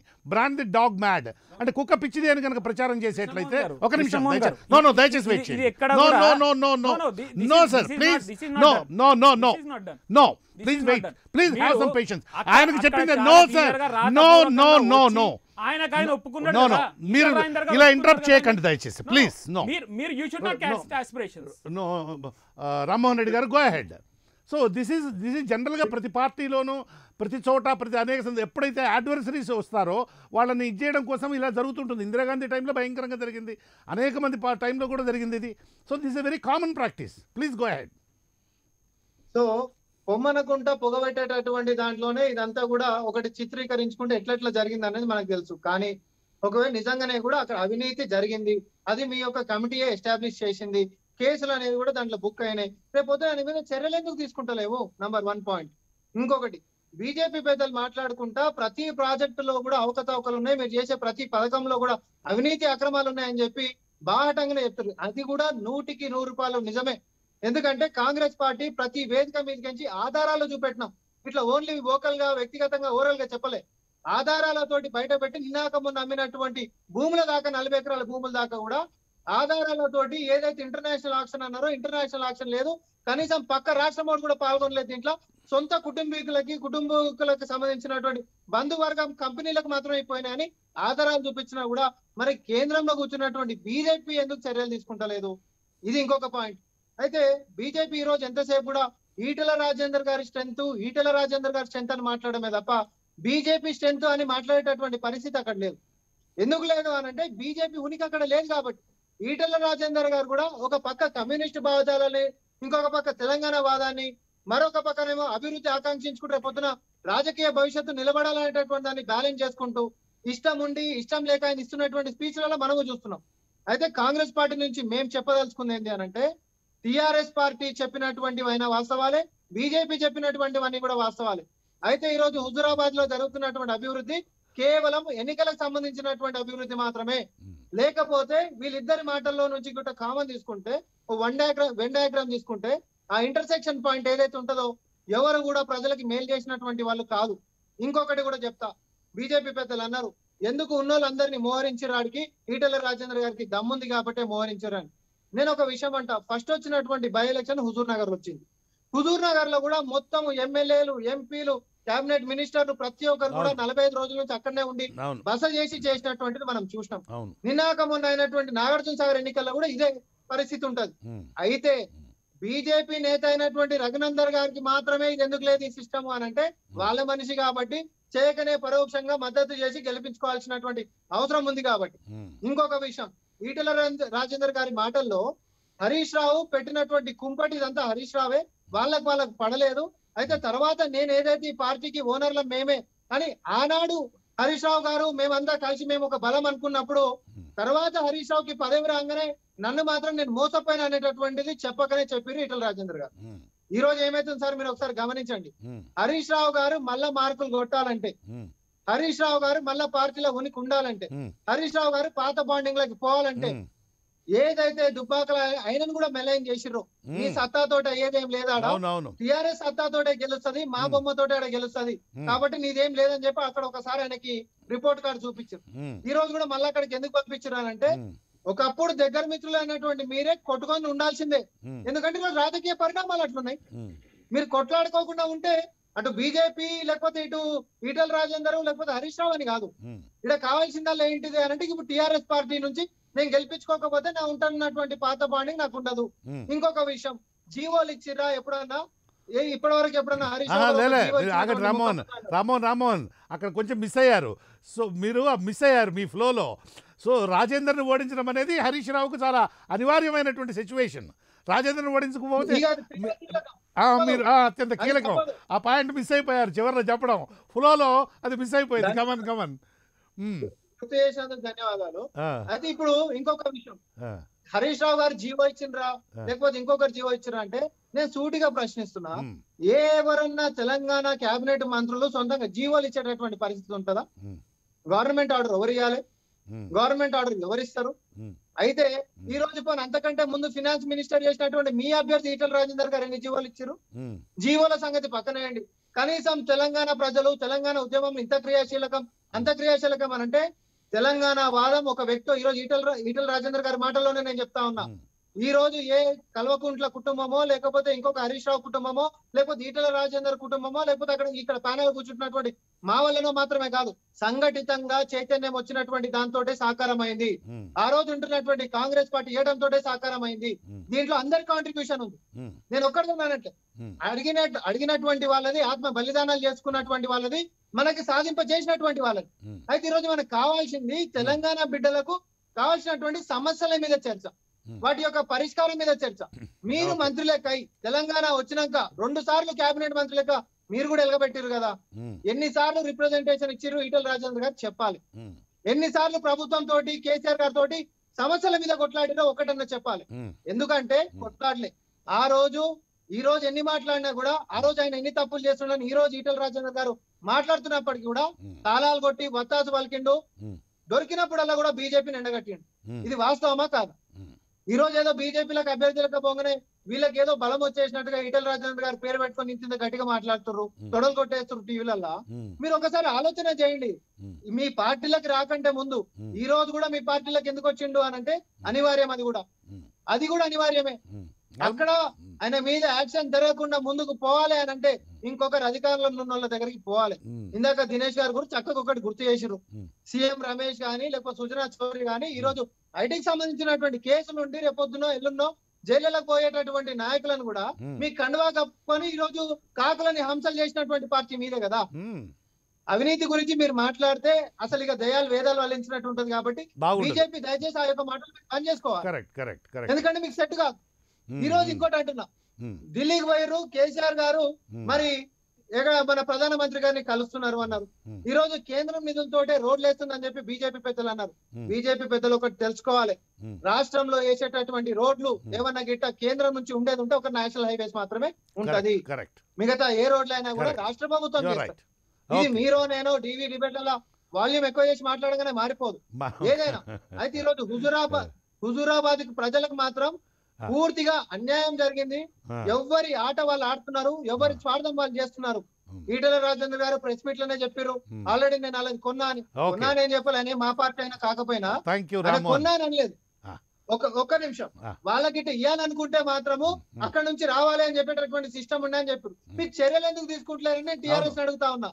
టీఆర్ఎస్ అవినీతి చేస్తే బీజేపీ ఎందుకు చర్యలు తీసుకుంటలేదో బీజేపీని అడుగుతా ఉన్నా. ఒకరి మీద ఒకరు దూషణలు టీవీలలో చేసుకుంటారు, మైత్రి బంధం ఏమో ఢిల్లీలో చేసుకుంటారు. ఇంతే ఉంటది. టీవీ డిబేట్లలోనేమో కొట్లాడుకుంటారు, ఢిల్లీలోనేమో దోస్తాన్ చేసుకుంటారు, పంచుకుంటారు. Okay, no, wait. I got another guest to say hello. Thank you, Ramohan. Thank you very much. Guruva Reddy గారు మీరు కూడా వెయిట్ చేయండి దయచేసి. I got another guest to say hello. మన సత్యం గారు ఇవాళ ఒక్క నిమిషం సత్యం గారు, ఒక్క నిమిషం. రామ్మోహన్ రెడ్డి గారు, thank you very much for exercising restraint number 1. And మీరు చెప్పదలుచుకుంది మీకు ఇచ్చినటువంటి టైంలో మీరు చక్కగా చెప్పినందుకు thank you very much. And I request all other panel members also to maintain ప్యానల్లో ఉన్నటువంటి మిగతా సభ్యులందరినీ కూడా దయచేసి నిగ్రహం పాటించవలసిందిగా, సంయమనం పాటించవలసిందిగా నా విన్నపం. అప్పుడు మాత్రమే ఒకళ్ళు మాట్లాడేది ప్రజలకు వినపడుతుంది. ఇద్దరు ఏకకాలంలో కనుక మాట్లాడితే, ఒకటే టైంలో కనుక ఇద్దరు మాట్లాడేట్లయితే ఇక్కడ ప్రజలకు ఏమీ వినపడదు, ఎవరిది వినపడదు, అట్టర్ కన్ఫ్యూజన్ ఉంటుంది. Thank you Rammohan sir. Satyam గారు మాట్లాడండి ప్లీజ్, గో హెడ్. ఇవాళ హరీష్ రావే ముఖ్యమంత్రికి ఎసరు పెట్టిండని ఈటలే ఎసరు పెట్టిండు, అందుకే కరెక్ట్ బహిష్కరించడం అని చెప్పి హరీష్ రావు పరస్పర అనుకుంటున్నటువంటి ఇది సర్వైవల్ క్వశ్చనే. ఎందుకంటే టిఆర్ఎస్ లో ఒకే నాణ్యానికి చెందినటువంటి బొమ్మ బొరుసు లాంటి వాళ్ళు ఈటల రాజేందర్, హరీష్ రావు.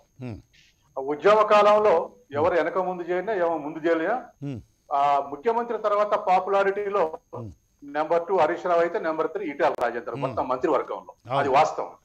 ఆ పాపులారిటీ ఎట్లా వచ్చిందంటే ఉద్యమంలో వాళ్ళు నిర్వహించినటువంటి పాత్ర ద్వారా వచ్చింది. కేసీఆర్ అవకాశం ఇచ్చుండొచ్చు, కానీ వాళ్ళు నిర్వహించినటువంటి పాత్రతోటి అటువంటి ఎలివేషన్ వాళ్ళిద్దరికి లభించింది తెలంగాణ ఉద్యమం.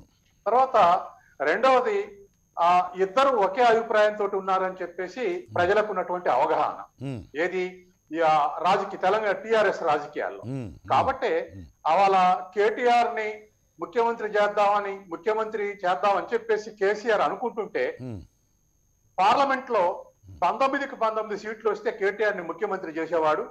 కానీ 7 సీట్లు కోల్పోవడంతో బీజేపీ 4, కాంగ్రెస్ 3 వదులుకోవడంతో కేటీఆర్ ని ముఖ్యమంత్రి చేయడానికి ధైర్యం సాహసం చేయలేదని చెప్పేసి పండితులందరూ ఊహించినటువంటి విషయం తెలిసిందే. ఆ తర్వాత మళ్ళీ ఎగైన్ మా కేటీఆర్ ని ముఖ్యమంత్రి చేద్దాం అనుకుంటే తర్వాత దుబ్బాక ఓడిపోవటం, జిహెచ్ఎంసీ ఎలక్షన్స్ లో అనుకున్న రిజల్ట్ రాకపోవటం, ఇటువంటి వాటి వల్ల మరొక దెబ్బ తగులుద్దని చెప్పేసి మళ్ళీ వెనకడుగేశాడని చెప్పేసి రాష్ట్ర వ్యాప్తంగా ఉన్నటువంటి మేధావులు అంచనా వేశారు. అయితే ముఖ్యమంత్రి చేద్దాం అనుకున్నప్పుడల్లా చెరొక విధంగా దాన్ని అడ్డగించారు, దాన్ని వ్యతిరేకత తెలిపారు. అడ్డగించలేకపోయినా దానికి భిన్నాభిప్రాయం చెప్పారు. ఎందుకంటే కేసీఆర్ తర్వాత తెలంగాణ ఉద్యమంలో పాత్ర వహించింది హరీష్ రావే. అటువంటి హరీష్ రావుని కాదని నిన్న మొన్న వచ్చినటువంటి కేటీఆర్ ని ముఖ్యమంత్రి చేస్తానంటే హరీష్ రావు హర్షించడం అనేటువంటి విషయం అందరికీ తెలుసు. కాబట్టి కేటీఆర్ వద్దనకపోయినా మామయ్య ఇది మన పార్టీ దెబ్బతింటది, మీరే ఉండండి అనటం కూడా కేటీఆర్ ని అడ్డగించడం కిందకే వస్తారు కేసీఆర్ దృష్టిలో. కాబట్టి ఖచ్చితంగా కేటీఆర్ కి మాస్ లీడర్ గా కూడా, అంటే కొంచెం సత్యం చెప్పుకోవాలంటే కటువుగా ఉన్నా, కొంతమందికి అప్రియంగా ఉన్నా కూడా మాస్ లీడర్ గా కూడా ఖచ్చితంగా హరీష్ రావుకి 2 ఆకులు ఎక్కువే ఉంటాడు compare to KTR. KTR sophisticated person, చదువుకున్నటువంటి వాడు. కానీ ఇతను మాస్ లీడర్ ఖచ్చితంగా హరీష్ రావే అవుతాడు. అది ముఖ్యంగా తెలంగాణ ఉద్యమ సందర్భంగా అనేక సందర్భాలలో అది రుజువైంది. మనం ఈరోజు చెప్పే స్టేట్మెంట్ కాదు. Correct, it is established fact. తర్వాత మళ్ళీ కేటీఆర్ ని ముఖ్యమంత్రి చేద్దాం అనుకున్నప్పుడు ఈటెల రాజేందర్ కూడా భిన్నాభిప్రాయం ప్రకటించాడు. మీరే ఉండండి సార్, ఆగమైతే పార్టీ అని చెప్పాడని చెప్పేసి మంచి సలహా ఇచ్చినా అది అడ్డగించిన కిందకి వస్తుంది. మొత్తం మీద కేసీఆర్ ఫ్యామిలీ దృష్టిలో కేటీఆర్ ని ముఖ్యమంత్రి చేయడం హరీష్ రావుకి ఇష్టం లేదు, ఈటెల రాజేందర్కి ఇష్టం లేదు అనేటువంటిది కన్క్లూజన్కి వచ్చాడు. ఇది నిజం. తర్వాత రెండవ విషయం ఏంటంటే ఇవాళ వాళ్ళని కేటీఆర్ తోటి పోటీ పడకుండా వాళ్ళని డిగ్రేడ్ చేసి మీ స్థానం ఇదని చూపెట్టాలంటే కేసీఆర్ హరీష్ రావుకు ఆ స్థానం చూపెట్టారు. మంత్రివర్గం తీసుకోలేదు, కానీ ఇద్దరు మంత్రివర్గం తీసుకోలేదనే పేరిట కేటీఆర్ ని పార్టీ అధ్యక్షుని చేసి మంత్రులు ఎమ్మెల్యేలు మొత్తం కేటీఆర్ దగ్గర పోయేటట్టుగా చేశాడు. కేసీఆర్ ని హరీష్ రావుని బయటకు పంపేసి దరిదాపు ఏ ఎమ్మెల్యే గాని ఏ ఎంపీ గాని ఎవరు కూడా గెలవని స్థితి ఆయన 1 సంవత్సరం పాటు ఎదుర్కొన్నాడు. ఒక్క నిమిషం సత్యం గారు ఒక నిమిషం. ఏం లేదు, ఇది ఇంకేదో సంఘటనను గుర్తు చేస్తూ ఉన్నాయి నాకు. అంటే ఇది వారసత్వానికి సంబంధించి జరుగుతున్నటువంటి ట్రాన్సిషన్ లాగా కనపడుతోంది. ఇది ఇంకా దేన్నో గుర్తుకు చేస్తోంది. మీకు కూడా అలా అనిపిస్తే మీరు చెప్పొచ్చు, నేను చెప్పడం బాగుండదు కదా. Go ahead. నేనే చెప్తున్నా, కరీంనగర్ గ్రాడ్యుయేట్ ఎమ్మెల్సీ ఎలక్షన్ చేసేటప్పుడు హరీష్ రావు ఫోటోని ఎక్కడ కట్టలేదు. ఎంపీలు గాని ఎమ్మెల్యేలు గాని హరీష్ రావు ఫోటో ఎక్కడ పెట్టలేదు. ఫ్లెక్సీలల్లా పూర్తిగా నిషేధించబడ్డాడు. కాబట్టి కేసీఆర్ ఈ పేరు మీద హరీష్ రావు నువ్వు అడ్డం వస్తే నీ స్థానం ఇదని చూపెట్టాడు. కాబట్టి హరీష్ రావు ముందు నువ్వు మాట్లాడితే మళ్ళీ ఇదే స్థానం ప్రాప్తిరస్తు అని చెప్పేసి హరీష్ రావు చూపెట్టాడు. కాబట్టి ఇప్పుడు ఏం చేస్తున్నాడు హరీష్ రావు? అన్నమాట అన్నట్టుగానే కేసీఆర్ ని అనుకరించడం తప్ప మళ్ళీ భిన్నాభిప్రాయం చెప్పే స్థితిలో హరీష్ రావు లేడు. ఇది జరిగినటువంటి సంఘటన. తర్వాత ఈటెల రాజేందర్ తను మంత్రి ఉన్నప్పుడు ఈ రాష్ట్రంలో ఉన్నటువంటి 50 బీసీ సంఘాలు వాళ్ళ రాష్ట్ర మహాసభలు పెట్టుకుంటే ప్రతి బీసీ సంఘం ఈటెల రాజేందర్ తోటే ప్రారంభోపన్యాసం ఇప్పించారు. దానికి కారణం ఏంటంటే ఉన్న బీసీ మినిస్టర్ లో powerful BC minister Etela Rajender, తర్వాత తెలంగాణ ఉద్యమంలో పాత్రధారి, తర్వాత కేసీఆర్ కు దగ్గర నెంబర్ 2 నెంబర్ 3 ఉన్నాడు. కాబట్టి వాళ్ళ కులానికి ఆ ఎలివేషన్ రావాలని చెప్పేసి అన్ని బీసీ సంఘాల రాష్ట్ర మహాసభలు ఈటెల రాజేందరే ప్రారంభోత్సవాలు చేశారు. ఈ పేరు మీద ఈటెల రాజేందర్ బీసీలల్లా ఒక పవర్ఫుల్ లీడర్ గా, ఒక ఆల్టర్నేటివ్ గా ఎదుగుతున్నాడు అనేటువంటి విషయం టీఆర్ఎస్ కు తెలిసిపోయింది, కేసీఆర్ కు తెలిసిపోయింది. తర్వాత ఇక్కడ కేటీఆర్ కు భిన్నాభిప్రాయం చెప్పారు. ఒక్క నిమిషం, ఇది ఇంటెన్షనల్లా అన్ఇంటెన్షనల్లా? అంటే ఉద్దేశపూర్వకంగా జరిగిందా, అనుకోకుండా జరిగినటువంటిదా, ఓ ప్లాన్ ప్రకారం జరిగిందా? ఈటెల రాజేందర్ స్టూడెంట్ ఆర్గనైజేషన్ లో వర్కర్. అవును, ఆ వర్క్ చేసుకుంటా పోవటం అనేది తన అలవాటు. అవును. తర్వాత బీసీ సభలలో మిగతా వాటిలో పోవటం, అసెంబ్లీలో ప్రతిపక్ష నాయకుడు ఉంటాం, ఆ. వీటన్నిటితోటి ఎలివేషన్ వస్తా ఉంటే కష్టపడుతూ ఎలివేషన్ అవుతూ పోయాడు. ఇది ఒక ఆల్టర్నేటివ్ లీడర్ గా పోగయ్యేటువంటి స్థితి వచ్చింది. కాబట్టి ఇద్దరు ఆల్టర్నేటివ్ గా ఎడమవైపు కుడివైపు ఉన్నటువంటి వాళ్ళు వీళ్ళని చెక్ పెట్టడానికి ఏం చేయాలా అని ఆలోచించి హరీష్ రావుకి స్థానాన్ని స్థుతించాడు. ఈటెల రాజేందర్కు తనని ఇటువంటి వాటిల్లో ఇప్పుడు ఒకవేళ ఈటెల రాజేందర్ భూములు ఆక్రమిస్తే ఇట్లా ఆక్రమించినటువంటి మినిస్టర్లు, ఎంపీలు, ఎమ్మెల్యేలు చాలా మంది ఉన్నారు. వాళ్ళందరినీ కూడా డీ క్లాస్ చేసి ఎక్కడో దగ్గర డిగ్రేడ్ చేసి కూర్చోబెడితే అప్పుడు కేసీఆర్ ని అభిశంసి ఇచ్చేవాళ్ళు. కానీ ఒక్క ఈటెల రాజేందర్కి ఆ శిక్ష ఏమిటంటే ఇప్పటికీ బీసీలలో ఆ ఇది ఉంది, చర్చ జరుగుతుంది. ఇప్పుడు అందరు మినిస్టర్లు తప్పులు చేస్తారు, అందరు మినిస్టర్లు ఆక్రమణదారులే. అటువంటిప్పుడు ఒక ఈటెల రాజేందర్కి ఈ శిక్ష ఏందనేది బీసీలలో అంతర్మదనం చెందుతుంది. అంటే ఇది మార్గాన్ని కేటీఆర్ కి, సీఎం పదవికి కేటీఆర్ మార్గాన్ని నిష్కంటకం చేసుకోవడం, అంటే ఆ దారిలో ముళ్ళేవి లేకుండా చేయడం అనేటువంటిదే లక్ష్యం అని. ఖచ్చితంగా ఆ ప్రొసీజర్ లోనే హరీష్ రావు ట్రీట్మెంట్ గానీ లేకపోతే ఈటెల రాజేంద్రకి ఇచ్చినటువంటి ట్రీట్మెంట్ గానీ ఆ దారిలో, ఆ మార్గంలో పక్కకు తప్పించడంలో మార్గంలో ఇవి జరిగాయి. తర్వాత ఇవాళ ఈటెల రాజేందర్ బీసీల నాయకుడుగా ఆ బీసీల కోపం ఆ టిఆర్ఎస్ నుంచి జీలినప్పుడు, ఆ తర్వాత ఎప్పుడైతే బీజేపీలో చేరిపోయాడో అది పొలిటిసైజేషన్ అయిపోయింది. అంటే ఇప్పుడు అక్కడ బీజేపీ వర్సెస్ టిఆర్ఎస్ అనేటువంటిది చర్చ జరుగుతున్నా వాస్తవానికి ప్రజలు భావిస్తున్నది ఏమిటంటే గెల్లు శ్రీనివాస్ గెలిచినట్టుగా భావించాడు, కేసీఆర్ గెలిచినట్టుగానే భావిస్తారు. గెల్లు శ్రీనివాస్ ఓడిపోతే గెల్లు శ్రీనివాస్ ఓడిపోయింది అనుకోరు ప్రజలు, ఈటల మీద కేసీఆర్ ఓడిపోయిండు అనుకుంటున్నారు. తర్వాత రెండవది ఈటల ఓడిపోతే 2,000-3,000 కోట్లు ఖర్చు పెడితే ఓడిపోయాడు అనుకుంటారు, బీజేపీ ఓడిపోయారని ఎవరు అనుకోరు.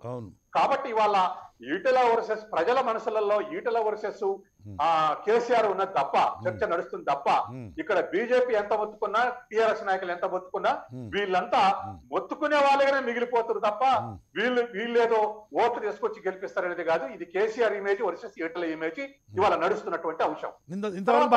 అంశం ఏంటంటే ఇవాళ సత్యం గారు ఆ తర్వాత అంశాన్ని వెళ్ళబోయే ముందు wear do Congress people stand in this fight? అదే చెప్తాను. ఇప్పుడు వాస్తవానికి కేసీఆర్ టిఆర్ఎస్ బీజేపీ మధ్య నిజమైన కాన్ఫ్లిక్ట్ ఉందని జనం అనుకోవట్లేదు, రియల్ కాన్ఫ్లిక్ట్ ఉంది అనేటువంటి అనుకోవట్లేదు. ఇది it is only for elections. ఇది ఎన్నికల కాన్ఫ్లిక్టే తప్ప ఐడియాలజికల్ కాన్ఫ్లిక్ట్ గానీ శత్రుత్వ వైరుధ్యం కాదు, ఇది మిత్ర వైరుధ్యం అనుకుంటున్నారు. ఎందుకు అనుకుంటున్నారంటే సెంట్రల్ లో బీజేపీ గవర్నమెంట్ జిఎస్టీ తీసుకొస్తే ఫస్ట్ స్టేట్మెంట్ ఇచ్చినటువంటి ముఖ్యమంత్రి కేసీఆర్ మేము సపోర్ట్ చేస్తున్నాం అని చెప్పేసి, అట్లాగే మోడీ ప్రభుత్వం నోట్లు రద్దు చేస్తే ఫస్ట్ ముఖ్యమంత్రి కేసీఆర్, నోట్లు రద్దును సపోర్ట్ చేసినటువంటి వాళ్ళు కేసీఆర్. కాబట్టి ఇవాళ నిజంగా ఐడియాలజికల్ కాన్ఫ్లిక్ట్ ఫస్ట్ సపోర్ట్ చేయలేదు అనుకుంటే దానిపైన పూర్తిగా వారం 10 రోజుల పాటు ఆయన మౌనం వహించి చంద్రబాబు చేసినట్టున్నారు. చంద్రబాబు నాయుడు ఫస్ట్ సపోర్ట్ చేసుకుంటారు. మీకు అవకాశం ఇస్తాను కదా, ఇప్పుడు మీకే వస్తుంది, ప్లీజ్ గో అహెడ్. నన్ను ఎన్లైన్ చేయండి. కాబట్టి ఇవాళ కేంద్రంతో శత్రు వైరుధ్యం తెచ్చుకోవాలని కేసీఆర్ ఉండడని ఎవరు అనుకోవట్లేదు, అది మిత్ర వైరుధ్యమే. అంటే కొన్ని విషయాల్లో వ్యతిరేకించడం, కొన్ని విషయాల్లో సపోర్ట్ చేస్తూ అది ఒక మిత్ర వైరుధ్యంగానే కొనసాగుతుంది తప్ప ఒకవేళ శత్రు వైరుధ్యం ఉంటే ఆల్టర్నేటివ్ గా టీఎంసీ లీడర్ మమతా బెనర్జీ తోటి మీటింగ్ పెడితే పోయేవాడు కేసీఆర్. పోలేదు కదా, మమతా బెనర్జీ ప్రతిపక్షాల సమావేశానికి పోలేదు కదా. మొన్న కూడా సోనియా గాంధీకి పెడితే 19 మంది పార్టీలు పోతే కేసీఆర్ పోలేదు కదా. అంటే దీని అర్థం ఏమిటి అంటే సత్యం గారు ఇంకోటి అనడం కాదు కానీ సత్యం గారు మా వైఖరి మొదటి నుంచి చాలా స్పష్టం. దినేష్ దయచేసి నెక్స్ట్ టర్న్ మీరే వస్తుందండి, నెక్స్ట్ టర్న్ మీరే వస్తుంది చెప్తారు కానీ అందుకని రాష్ట్ర ప్రభుత్వానికి ఉన్న పరిమితులు రాష్ట్ర ప్రభుత్వంలో పరిమితులు పాటిస్తుండు ముఖ్యమంత్రిగా. తన ప్రభుత్వం యొక్క టిఆర్ఎస్ యొక్క ఐడెంటిటీ నిలబెట్టుకోవడానికి బీజేపీని వ్యతిరేకిస్తుండు. ఇప్పుడు బీజేపీ గొప్పదని యాక్సెప్ట్ చేసిండు అనుకోండి, ఇక్కడ టిఆర్ఎస్ ఉండాల్సిన అవసరం లేదు, బీజేపీ ఉండొచ్చు. కాబట్టి టిఆర్ఎస్ ఐడెంటిటీ కోసం బీజేపీని వ్యతిరేకిస్తుండు, రాష్ట్ర ప్రభుత్వం పరిమితులు కేంద్రాన్ని సపోర్ట్ చేస్తుండు. అంటే ప్రభుత్వ అధినేతకు సపోర్ట్ చేస్తుండు, పొలిటికల్ ఈ స్ట్రగుల్లో ఈ చర్చ మీడియాలో గానీ పొలిటికల్ గానీ బీజేపీ వర్సెస్ టిఆర్ఎస్ ఎప్పుడైతే చర్చ జరిగిందో నెమ్మదిగా ఇద్దరికి కావాల్సిన శత్రువు కాంగ్రెస్ నుండి సీట్ నుంచి బయటకు పంపించేస్తున్నాడు.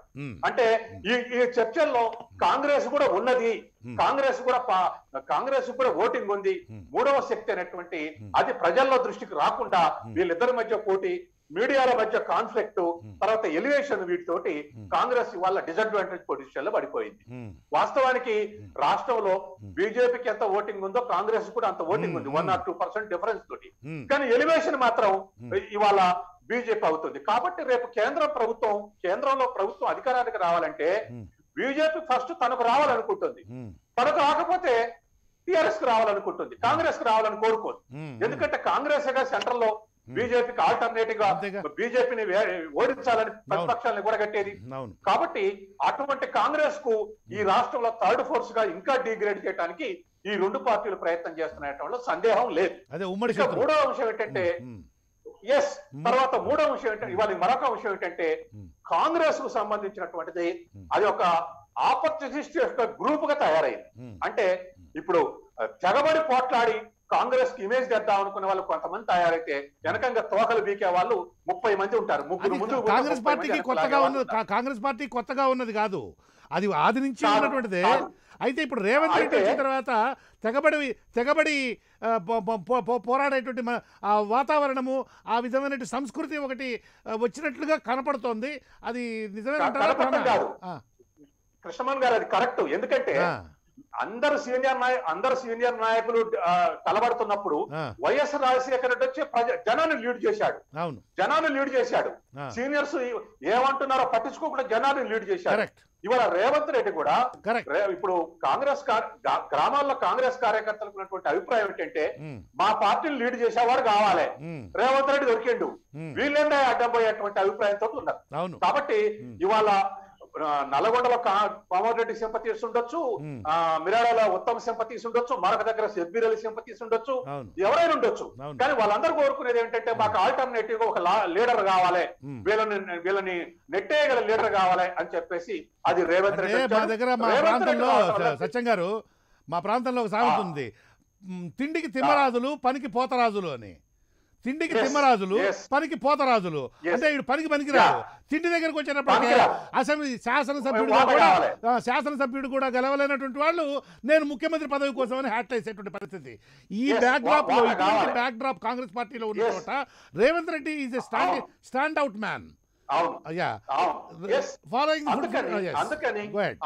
అందుకని ఇవాళ కాంగ్రెస్ పార్టీ రేవంత్ రెడ్డి వచ్చి ఒక డైనమిక్ లీడర్షిప్ అందించడంతో బీజేపీకి డిసడ్వాంటేజ్ అయింది. ఎందుకంటే ఒకవైపు బొగ్గకుండా జనం అంతా ఒకవైపు బొగ్గకుండా నాయకులందరూ బోధవం చేరకుండా దాన్ని ఆపగలిగాడు.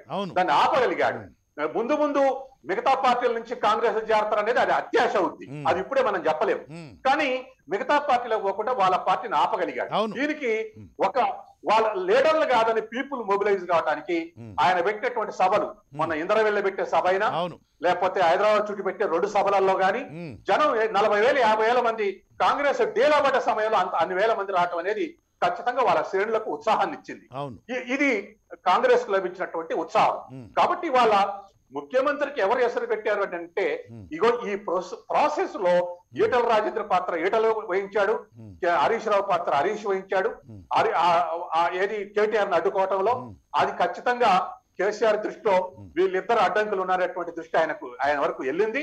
కాబట్టి నిజంగా ఒకవేళ ప్రాంతీయ పార్టీల్లో డెమోక్రటిక్ గా ఉంటే చీలిపోతాయినటువంటి ఉద్దేశమా, లేదా కేసీఆర్ లెగసీ ఉంటేనే టీఆర్ఎస్ నిలబడుతుంది అనేటువంటి ఆ లెగసీని సపోర్ట్ చేయాలనేటువంటి ఉద్దేశమా, లేకపోతే ఆ ఇతర లీడర్లు వస్తే ఆగం చేస్తారు మా అబ్బాయి ఉండాలనేటువంటి ఒక కోరిక, లేకపోతే ప్రజలు ఏదైనా నేను అన్న మాటని సపోర్ట్ చేస్తారనేటువంటిది అనేటువంటిది చూస్తే దాని ప్రకారం ఆయన చేసుకుంటూ పోతున్నాడు. కానీ మన మిత్రుడు చెప్పినట్టుగా మొన్న ఇండియా టుడే ఫలితాలని నేను చూశా. ఇండియా టుడే సర్వే చూసిన తర్వాత ఒక్క వ్యక్తులు మోడీ వ్యక్తో కేసీఆర్ వ్యక్తో ఒక వ్యక్తులు చూడట్లేదు, పాలసీస్ ఎట్లా హక్కు చేస్తున్నాయి అనేది ప్రజలు చూస్తున్నవారు. గతంలో లెక్క లేరు ప్రజలు. ఇప్పుడు 50% మంది చదువుకున్న వాళ్ళు, లిటరసీ రేట్ 74% ఉన్నా వాస్తవాన్ని చదువుకున్న వాళ్ళు ఒక 50% మంది ఇవాళ గ్రహించే వాళ్ళు ఉన్నారు. ఇండియా టుడేలో అడ్డు చెప్పను కానీ ఒక్క పాయింట్ వాళ్ళు చెప్పింది ఏంటంటే ఆర్థిక విషయాలలో ప్రజలు 68% వ్యతిరేకంగా ఉన్నారు. కేంద్ర ప్రభుత్వం కానీ రాష్ట్ర ప్రభుత్వం కానీ అనుసరించినటువంటి ఆర్థిక విధానాలకు వ్యతిరేకంగా మిగతా వాటిల్లో 52, 48, 49, 51 ఎట్లున్నాయి అంకెలు. కానీ ఆర్థిక విధానాలకు వస్తే మేము నోట్ల రద్దుతో అన్యాపి ఉన్నాం, GSTతో అన్యాపి ఉన్నాం, గ్యాస్ రేటుతో అన్యాపి ఉన్నాం, డీజిల్ రేటుతో అన్యాపి ఉన్నాం. అది రాష్ట్రం అన్నా కానీ కేంద్రం అన్నా కానీ. కాబట్టి ఈ విషయాల మీద 68% ప్రజలు వ్యతిరేకిస్తున్నారని చెప్పేసి ఇండియా టుడే వాడు కన్క్లూజన్లు చెప్పాడు. అది నిజం. కాబట్టి ఇవాళ వ్యక్తులు కొట్లాడేదానికన్నా విధానాలు ఏ విధమైనటువంటి కొత్త విధానాలు, మోడీ విధానాలకు ఆల్టర్నేటివ్ గా కేసీఆర్ ఏమైనా ఆల్టర్నేటివ్ గా ప్రవేశపెట్టి పాపులర్ అవుతాడా, లేదా రాష్ట్ర ప్రభుత్వాలు అనుసరించడానికి భిన్నంగా మోడీ ఏమైనా ఇంకా ఎక్కువ అనుసరిస్తాడు. ఇప్పుడు రైతుల కింద కుటుంబానికి 6,000 మోడీ ఇస్తే ఎకరానికి 5,000 కేసీఆర్ ఇస్తారు. Same programme. తర్వాత ఇక్కడ కేసీఆర్ ఆరోగ్యశ్రీ పెడితే అక్కడ ఆయుష్మాన్ భవ కేంద్రం నుంచి వస్తుంది. ఇట్లా ఒకే పథకాలు కొద్ది తేడాతోటి నడుస్తున్నాయి ప్యారలల్ గా. కానీ వీటన్నిటికీ ఆల్టర్నేటివ్ గా ఇంకా మంచి ప్రోగ్రామ్స్ వస్తే అది మోడీ ప్రవేశపెట్టే సంతోషమే, కేసీఆర్ ప్రవేశపెట్టే సంతోషమే, ప్రజలకు మేలు చేసేటువంటిది. తర్వాత కన్స్ట్రక్టివ్ యాక్టివిటీ. ఇవాళ రాష్ట్ర ప్రభుత్వాలు ఏవైతున్నాయంటే అప్పులు తేటం పంచటం. ఇవాళ తెలంగాణ అప్పు 4.5 లక్షల కోట్లు, ఆంధ్ర అప్పు 4.5 లక్షల కోట్లు. 2024 నాటికి వాళ్ళది 6.5 లక్షల కోట్ల అప్పు, మంది 6 లక్షల కోట్ల అప్పు. బడ్జెట్ లో ప్రతి సంవత్సరం 35,000 కోట్లు కేటాయించాలి అప్పు తీరవటానికి. అంటే నెంబర్ 1 ప్రియారిటీ అప్పులకే ఇవ్వాలి, వైద్యమో విద్య కాదు. ఆ దుస్థితికి రాబోతుంది. కాబట్టి కన్స్ట్రక్టివ్ ఆలోచించాల్సినటువంటి అవసరం ఉన్నది. ఇవాళ హైదరాబాద్ లో కూడా చెప్పండి, హుజూరాబాద్ ఎన్నికలో కూడా డెమోక్రసీ అబాస్ పాలవుతుంది. ఎందుకు అబాస్ పాలవుతుందంటే ఇవాళ మనం ఏమనుకుంటున్నాం, సారా పోయించి ఓట్లు వేయించుకున్నారు, దౌర్జన్యం చేసి ఓట్లు వేయించుకున్నారు, రిగ్గింగ్ చేసి ఓట్లు వేయించుకున్నారు అని 40 ఏళ్ల సంది మాట్లాడి. ఇప్పుడు ఏమైతుంది, అసలు రిగ్గింగ్ కాదు, హోల్సేల్ ప్రజాభిప్రాయాన్ని హైజాక్ చేసేందుకు ప్రయత్నం చేస్తా ఉన్నారు. కాబట్టి ఇట్లా హైజాక్ చేస్తున్నప్పుడు ఖచ్చితంగా ఈ హుజూరాబాద్ ఇండికేటర్ గా నిలబడదు. రాష్ట్ర ఎన్నికల్లో కేసీఆర్ 3,000 కోట్లు పంచలేడు. జనరల్ ఎలక్షన్స్ వస్తే ప్రతి నియోజకవర్గంలో 3,000 కోట్లు పంచలేడు. ఆ స్థాయి సంతృప్తి తీసుకొచ్చి గెలవలేడు. కాబట్టి అది టిఆర్ఎస్ కు గెలిస్తే ఇండికేటర్ కాదు. అట్లాగే బీజేపీ కూడా ఈటెల రాజేందర్ గెలిస్తే బీజేపీ కూడా విన్నింగ్ ఇండికేటర్ కాదు. ఎందుకు కాదంటే ఈటెల రాజేందర్ లాంటి వాళ్ళు 119 నియోజకవర్గాల్లో లేరు. కాబట్టి ఆడున్న బీజేపీ ఎస్టాబ్లిష్మెంట్ కన్నా ఈటెల రాజేందర్ యొక్క ఎస్టాబ్లిష్మెంట్ వాళ్ళ మాసు అప్పీలు, తర్వాత 6 సార్లు ఎమ్మెల్యే, 5 సార్లు ఎమ్మెల్యే ఉంటాం, పనులు చేయటం, వీటన్నిటిని ఆయనకు అపీరెన్స్ ఉంది. కాబట్టి బీజేపీ గెలిస్తే అది బీజేపీ విన్నింగ్ ఇండికేటర్ కాదు, ఈటల రాజేందర్ ఇండికేషన్. తర్వాత టిఆర్ఎస్ గెలిస్తే అది 119 నియోజకవర్గాలకు వర్తించదు. ఎందుకంటే అన్ని డబ్బులు అన్ని నియోజకవర్గాలకు పంచలేడు, కాన్సన్ట్రేట్ చేయలేడు. కాబట్టి ఇది ఇవాళ ఉన్నటువంటి స్థితి. Okay, thank you very much Satyam గారు. You have given a very good analysis. Thank you very much brother. ఇప్పుడు ఫైర్ చేయండి, మొత్తం ఫైర్ ఆల్ సాల్వర్స్. గురువారెడ్డి గారు గెట్ రెడీ. మధ్యలో ఇంటరప్ట్ చేయొద్దు, అంతే నా హంబుల్ రిక్వెస్ట్. మధ్యలో ఒక్క నిమిషం పెన్ను పేపర్ పెట్టుకొని ఈయన ఏమేమి రాశాడు అన్ని మాటలు పెట్టుకొని అన్నింటినీ ఫైర్ చేయండి. మళ్ళీ నేను అవకాశం ఇస్తాను. మధ్యలో మాత్రం ఇంటరప్ట్ చేయకండి, మీకు నమస్కారం పెడతాను. అది ఎందుకంటే మనందరూ చదువుకున్న వాళ్ళం, కొంచెం డిగ్నిఫైడ్గా ఉందాం, డెకోరం పాటిద్దాం దయచేసి. Please go head Dinesh. మొత్తానికి చెప్పండి మీరు, నెక్స్ట్ టర్న్ వస్తుందో రాదో మళ్ళీ. Please go head. ఇప్పుడు కృష్ణమోహన్ గారు సార్ ముందుగా సరే మాట్లాడుతూ ప్యానలిస్టులు కొంతమంది కొన్ని చెప్పడం జరిగింది. ఏదో దళిత బంధు ఎలక్షన్ కోసమే తీసుకొచ్చినాం, ఈ ఎలక్షన్ని దృష్టిలో పెట్టుకునే మేము ప్రవేశపెట్టినాం అనే మాటలు మాట్లాడినారు. ఇందులో అందరు గ్రహించాల్సిన విషయం ఏంటంటే ఈ సంవత్సరం ఫిబ్రవరిలోనే ముఖ్యమంత్రి గారు దళిత్ ఎంపవర్మెంట్ స్కీమ్ కింద ఈ తీసుకుంటామనేది చెప్పడం జరిగింది. మార్చిలో బడ్జెట్లో స్పష్టంగా హరీష్ రావు గారు దాని గురించి ప్రకటన చేసి కేటాయింపులు కూడా చేయడం జరిగింది. ఇవన్నీ జరిగినాయి. ఇవన్నీ హుజూరాబాద్ అనే ఎలక్షన్ వస్తుంది అనేది ఎవరు కూడా ఊహించిన సమయంలోనే మేము తీసుకున్న కార్యక్రమాలు. గతంలో అసెంబ్లీ సాక్షిగా ముఖ్యమంత్రి గారు చాలా క్లియర్గా చెప్పడం జరిగింది, ఇంకో 2-3 కార్యక్రమాలు ఉన్నాయి, అవి తీసుకొస్తే ప్రజాక్షేత్రంలో ప్రతిపక్షాలకి స్థానం లేకుండా పోతుంది అనే మాట మాట్లాడుతూ ఆ స్కీమ్లలో భాగంగానే ఇదొకటి ఉన్నది. రెండోది ఇదొక్కటే కాదు, మొన్న చెప్పడం జరిగింది, ఆర్థిక స్థితిగతులు మెరుగుపడిన తర్వాత తప్పకుండా బీసీ బంధు ఇతర కార్యక్రమాలు కూడా తీసుకునే ఆలోచన చేస్తాం మేము సరైన సమయంలో అని చెప్పడం జరిగింది. సో ఆ రకంగా ఇది కేవలం ఎలక్షన్ కోసమో ఇంకో దానికోసమో తీసుకున్న పెట్టింది కార్యక్రమం దళిత బంధు కాదు. అనేది ఎలక్షన్ కోసం పెట్టింది ఎలక్షన్ కాదు. కోసం పెట్టింది కాదు. ఫిబ్రవరిలో ఎలక్షన్ హుజురాబాద్ వస్తుందని ఎవరైనా అన్నారా అండి? బాగుంది బాగుంది. సో అది దానికి సంబంధం లేనిది. మ్మ్. ఆ విషయంలో దాని క్లారిటీ అకస్మాత్తుగా 7 ఏళ్లుగా లేనటువంటి ప్రేమ దళితుల మీద ఎందుకు వచ్చిందో ఇప్పుడు కృష్ణమోహన్ గారు ప్రభుత్వం ఎప్పుడు ఏ స్కీమ్ తీసుకుంటుంది అనేది ఎవరికి చెప్పలేము. చేయాలి. ఇప్పుడు కేసీఆర్ గారు గతంలో అనేక కార్యక్రమాలు తీసుకున్నారు. అవేవి కూడా మేనిఫెస్టో చెప్పినయో ఇంకోటో కాదు. ఇప్పుడు రైతు బంధు ఉన్నది. రైతు బంధు ఎవరికైనా చెప్పిరా ఎప్పుడన్నా? చెప్పకుండా ఆయన ఎప్పటికప్పుడు ఇంప్రొవైజేషన్ చేసుకుంటూ వెళ్తున్నారు. రైతు బీమా ఉన్నది. రైతు బీమా కూడా మేము ఎన్నికల దీనిలో పెట్టింది కాదు. కళ్యాణ లక్ష్మి ఉన్నది. కళ్యాణ లక్ష్మి కూడా మేము అట్లే తీసుకునే ముందుకు పోయిన కార్యక్రమం. ఇప్పుడు కొత్తగా దళిత బంధు తర్వాత ఇంకా కార్యక్రమాలు ఉన్నాయి. ఒకటి కాదు, రెండు కాదు. ఇప్పుడు కంటి వెలుగు లాంటి కార్యక్రమాలు తీసుకున్నాం. మ్యాసివ్ ప్రోగ్రామ్స్ ఇటువంటి అన్ని కూడా ఎప్పటికప్పుడు రాష్ట్ర ప్రభుత్వం ఏ సమయంలో ఏం తీసుకోవాలనేది నిర్ణయాలు తీసుకుంటుంది. అంతేగాని దానికి ఆ రోజు తీసుకోలేదు, ఈ రోజు తీసుకోలేదు అనేది చెప్పడం అనేది కానీ 7 ఏళ్ల కాలంలో ఎప్పుడు లేదు కదా, అందుకనే వచ్చింది. అసలు దేశంలో ఎవరైనా ఆలోచన చేసిరా అండి ఇటువంటి దళిత బంధు కార్యక్రమం ఒకటి చేపట్టాలి? పెద్ద పుల్లు ఎవరు ఎక్కుతారు సార్? గుర్రం అంటే ఎక్కుతారు, గాడిదంటే ఎక్కుతారు, కానీ పెద్ద పుల్లుని ఎవరు ఎక్కుతారు సార్? తప్పకుండా కృష్ణమోహన్ తింటది కదా అది. అటువంటి కార్యక్రమాన్ని కూడా ధైర్యంగా ముందుకు తీసుకెళ్తున్న ధైర్యం మా ముఖ్యమంత్రి గారిది. నిజంగా సమాజంలో అట్టడుగునున్న వర్గాలలో దళితులు మొదటి స్థానంలో ఉంటారు. వారి అభ్యున్నతి కోసం కృషి చేయాల్సిన అవసరం ఉన్నది అనేది మాకు మొదటి నుంచి ఉన్నది. ఆ దిశగా చర్యలు తీసుకున్నాం కూడా. సరే, ఇది ఈ కార్యక్రమం అనేది మేము ముందుగానే అనుకున్నది, ఈ ఎలక్షన్కి సంబంధం లేకుండా తీసుకున్నది. ఈ రోజు కూడా మీరు చూడండి, మొదటగా వాసాలమర్రి అనే గ్రామంలో తీసుకున్నాం, హుజురాబాద్లో అమలు చేసినాం, నిన్న ఇంకో 4 మండలాల్లో ఇంకో అమలు చేసినాం. పైలట్ ప్రాజెక్ట్ కింద ఇది జరుగుతోంది. వచ్చే సంవత్సరం దీనికి 30,000 కోట్లు కేటాయిస్తామనేది స్వయంగా ఆర్థిక మంత్రి హరీష్ రావు గారు చెప్పడం జరిగింది. ఇది దశల వారీగా జరుగుతూనే ఉంటుంది up to the saturation mode. దీనిలో ఎక్కడ కూడా ఎటువంటి డౌట్ లేదు. పూర్తి స్థాయిగా ప్రతి దళిత కుటుంబానికి అందే విధంగా ఎక్కడ కూడా దీనిలో ముందుకి వెనుకకి భేషజాలు లేవు. సో అది ఒకటి. రెండోది, ఇప్పుడు మిత్రులు రైజ్ చేసిన పాయింట్స్ కి మీరు కొన్ని చెప్పడం కోసం ఇంటర్వ్యూ రావడానికి ప్రయత్నం చేశారు, వాటిని చెప్పండి. ఇప్పుడు అవి కూడా చెప్తున్నా, 1 by 1 కొంచెం స్పీడ్, కొంచెం ఫాస్ట్ చేయండి. ఇప్పుడు ఇంకొకటి, ఇప్పుడు ఈరోజు మాకు చాలా స్పష్టంగా మేము ఈరోజు కాదు 2018 ఎన్నికల ముందే చెప్పడం జరిగింది. మాకు ఇరు పార్టీలు కూడా సమాన దూరం, బీజేపీ కావచ్చు, లేకపోతే కాంగ్రెస్ కావచ్చు, మాకు ఇరు పార్టీలు సమాన దూరం. మేము ఈ ఇరు పార్టీలు కాకుండా ఇంకొకళ్ళతో మేము ప్రత్యామ్నాయం ఆలోచిస్తామని చెప్పినాం. కాబట్టి కాంగ్రెస్ పార్టీ సోనియా గాంధీ గారు మిగిలిన రీజనల్ పార్టీస్ లేవా అండి? ఎంఐఎం లాంటివి. ఎంఐఎం ఒకటే రీజనల్ పార్టీనా? మీ దేశంలో ఇంకా లేవా అండి? నవీన్ పట్నాయక్ గారు పార్టీ రాష్ట్రంలోనేమో అనుకుంటా ఉన్నా. రాష్ట్రంలో ఎంఐఎం కి టీఆర్ఎస్ కి పొత్తున్నదా ఏదైనా? వైఎస్ఆర్ టీపీ అని ఈ మధ్య కొత్త పార్టీ వచ్చింది కదా, అట్లాంటి దాంతో ఏమైనా, లేదా ప్రవీణ్ కుమార్ బిఎస్పీ ఉంది కదా, అట్లాంటి దాంతోనేమో నా ఉద్దేశం అనమాట. కాబట్టి మేము ఎప్పుడు ఏ స్థాయిలో మా వ్యూహాలు ఏ విధంగా ఉంటాయి అనేది మాకు తెలుసు.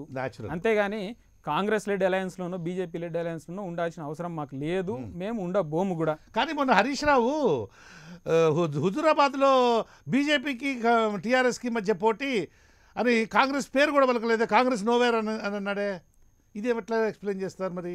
నిజంగా కూడా దూరం అని మీరు అంటున్నారు. నిజంగా కూడా అక్కడ గ్రౌండ్ లో పరిస్థితి చూద్దాం మనం. ఈ రోజు వరకు కాంగ్రెస్ పార్టీ అనేది హుజురాబాద్ ఎన్నికల బరిలో ఈ రోజు వరకు ఉన్నదా? ఫ్రాంక్ గా అక్కడ మీరు ఎవరినన్నా అడగండి. అక్కడ నాయకత్వ లోపం ఉన్నది చాలా స్పష్టంగా. ఎక్కడ? హుజురాబాద్ లో కాంగ్రెస్ పార్టీ లోకల్ నాయకత్వం, స్థానిక నాయకత్వం. మరి కొండా సురేఖ గారు అభ్యర్థిత్వం పరిశీలించాల్సిన అవసరం ఏమొచ్చిందండి? వాడ రేవంత్ వస్తున్నాడు సార్, చాలా గట్టివాడు. ఎవరన్నా రావచ్చు. నేనేమంటున్నా, పక్క నియోజకవర్గం పక్క జిల్లాకు సంబంధించిన కొండా సురేఖ గారిని పరిగణించాల్సిన అవసరం ఏమున్నది అభ్యర్థిత్వానికి? అంటే ఒకటి పొటెన్షియల్ క్యాండిడేట్ అయినప్పుడు ఎవరినైనా తీసుకురావచ్చు. కాదు కృష్ణమోహన్ గారు, నేను ఒక మాట చెప్తా. ఇటీవల కాలంలోనే గడిచిన ఒక 2-3 నెలల క్రిందట రేవంత్ రెడ్డి గారు ఒక ఇంటర్వ్యూలో మాట్లాడుతూ హుజురాబాద్లో ఈటెల రాజేందర్ గెలుపును ఆపడం ఎవరి తరం కాదు అనే మాట అన్నాడు. ఎవరు? రేవంత్ రెడ్డి గారు. కోమటిరెడ్డి రాజగోపాల్ రెడ్డి కాంగ్రెస్ పార్టీ శాసనసభ్యుడు, ఆయన మాట్లాడుతూ హుజురాబాద్లో ఈటెల రాజేందర్ గెలుస్తాడు అన్నాడు. కోమటిరెడ్డి వెంకటరెడ్డి పార్లమెంట్ సభ్యుడు కాంగ్రెస్ పార్టీ, ఆయననే అన్నాడు. రేవంత్ మాట అన్నాడా? రామోహన్ రెస్పాండ్. అసలు ఆ సందర్భం కానే కాదు, అది తప్పది, రాంగ్ ఇంటర్ప్రిటేషన్.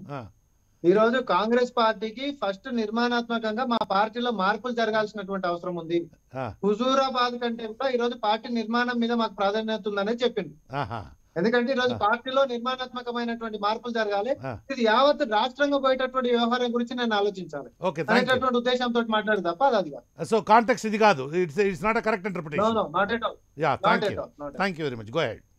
సో కొంచెం ప్రశాంతంగా ఉంటే ఇట్లా మాట్లాడుకోవచ్చు. ప్రశాంతంగానే నేను మీరు బాగా ఇప్పుడు ప్రశాంతంగా ఉన్నారు ఇందాక ఒక్క క్షణం. Okay, depends upon the tempo other person raises. హాయిగా మాట్లాడుకోవచ్చు, హాయిగా క్లారిఫికేషన్ తీసుకోవచ్చు. అది సత్యం గారు ఉన్నారు యాడ్ చేయడానికి. అంటే కొంచెం కంఫర్ట్ లెవెల్ ఎక్కువ ఉంటుంది. ప్రజలకు కూడా ఇటువంటి అలా చేసే డిబేట్ల వల్ల ఎక్కువ ఉపయోగం ఉంటుంది. అరుచుకుంటే తిట్టుకుంటే తూతూ మేమే అని జబ్బలు తెరుచుకుంటే తొడలు కొట్టుకుంటే తొడలే ఉంది ఎప్పు పుడతాయి కొట్టుకుంటే. జబ్బలు కూడా అంతే కాపడం పెట్టుకోవాల్సి వస్తుంది. Okay, thank you. ఈ విధంగా కృష్ణమోహన్ గారు కాంగ్రెస్ నాయకుల ప్రకటనలేమో ఈ విధంగా ఈటెల రాజేందర్కి అనుకూలంగా మాట్లాడడం జరిగింది. అదే మళ్ళీ అదే మాట అంటారు. క్లారిఫికేషన్ ఇప్పించిన తర్వాత చెప్తున్నా కాదు, కోమటిరెడ్డి వెంకటరెడ్డి అన్నాడు, దానిపైన వివరణ తీసుకున్నారా? కొంచెం తేడా ఉంది. What ever it is, Krishnamohan గారు పిసిసిగా ఆయనకి షోకాజ్ నోటీస్ ఇచ్చారా? ప్రత్యర్థి పార్టీకి చెందిన వైఎస్ఆర్టీపీ మీటింగ్ లో షర్మిల విజయమ్మ పెట్టిన మీటింగ్ కూడా బ్రదర్స్ అంటున్నా మరి. So why can't they give show cause notice? ఆ విషయం ఎందుకు చేయాలండి? మీరు మాత్రం ఇచ్చారా? తర్వాత ఇంకొకటి, అదే జిల్లాకు చెందిన లెట్ మీ కంప్లీట్. ఇదే జిల్లాకి చెందిన అదే కరీంనగర్ పార్లమెంట్ కి చెందిన మాజీ పార్లమెంట్ సభ్యుడు పొన్నం ప్రభాకర్ గారు ఉన్నారు. ఆయన గతంలో ప్రాతినిధ్యం వహించాడు. పోనీ ఆయనన్నా తిరుగుతుండ అక్కడ? కాంగ్రెస్ పార్టీ నాయకులు ఎవరైనా సీరియస్ ఎఫర్ట్ పెడుతున్నారా గ్రౌండ్ లో? నేను ఎందాక సామెత చెప్పిన, మీరు సామెత మర్చిపెట్టు. తిండికి తిమ్మరాదు పనికి పోతారు. పనిచేసేవాడు రేవంత్ రెడ్డి లాగా ఒకళ్ళు ఉంటారు.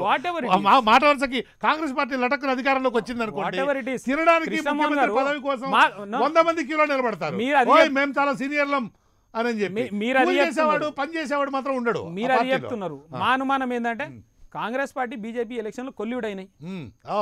బాగుంది. వాళ్ళ నాయకులు స్పష్టంగా స్టేట్మెంట్లు ఉన్నాయి కదా, దానిపైన చర్యలు లేకపోవడంతో తప్పకుండా ఇదొకటి వస్తుంది అనుమానం. ఓకే, సో ఈ విధంగా ఇదొకటి ఉన్నది. తర్వాత రైతు బంధు కార్యక్రమం గురించి ఇందాక సత్యం గారు చెప్తూ, మోడీ గారు కుటుంబానికి 6,000 ఇస్తున్నారు, కేసీఆర్ ఎకరానికి 5,000 ఇస్తున్నారు. ఎకరానికి 5,000 కాదండి, సంవత్సరానికి 10,000 ఎకరానికి, ప్రతి ఎకరానికి 10,000 ఇస్తున్నాం. ఇటువంటివి ఈ కార్యక్రమాలు చేపట్టకుండా ముందుకు పోతున్నాం. రెండోది, ఈటెల రాజేందర్ ఉన్నంత కాలం అభివృద్ధి పనులు ఎందుకు జరగలేదు అంటే, ప్రజలు ఎన్నుకున్న ప్రజాప్రతినిధిగా మా పార్టీ తరపుకి అతను ఉండగా అక్కడ అభివృద్ధి చూడాల్సిన బాధ్యత ఆయన మీద పెడతామా, లేకపోతే ఆయన ఏం చేస్తాడండి?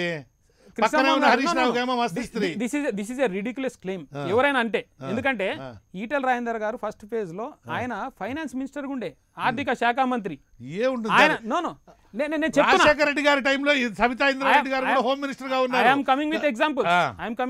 నేను వేగ్గా మాట్లాడడం లేదు. సో ఈయన ఆర్థిక శాఖ మంత్రిగా ఉండి అక్కడ ఒక్క డబల్ బెడ్రూమ్ ఇల్లు కూడా ఈ రోజు వరకు వాళ్ళకి గృహప్రవేశం చేయలే. కానీ ఇదే దీనిలో మంత్రిగా ఉన్న శ్రీనివాస్ గౌడ్ గారు ఆయన దగ్గర 3,000 ఇల్లు డబల్ బెడ్రూమ్ కంప్లీట్ చేసి వాళ్ళకి ఇల్లు కట్టి ఇచ్చిండు. తుమ్మల నాగేశ్వరరావు గారు గత ప్రభుత్వంలో మంత్రి ఉండే, ఆయన 2,600 ఇల్లు కట్టించి వాళ్ళకి గృహప్రవేశాలు చేపించిండు. పోచారం శ్రీనివాసరావు రెడ్డి గారు ఆయన మంత్రిగా ఉండే, ఆయన నియోజకవర్గంలో ఆయన కూడా 2,700 ఇల్లు కట్టించి గృహప్రవేశం చేసిండు. వీటన్నిటి మీద రాజేందర్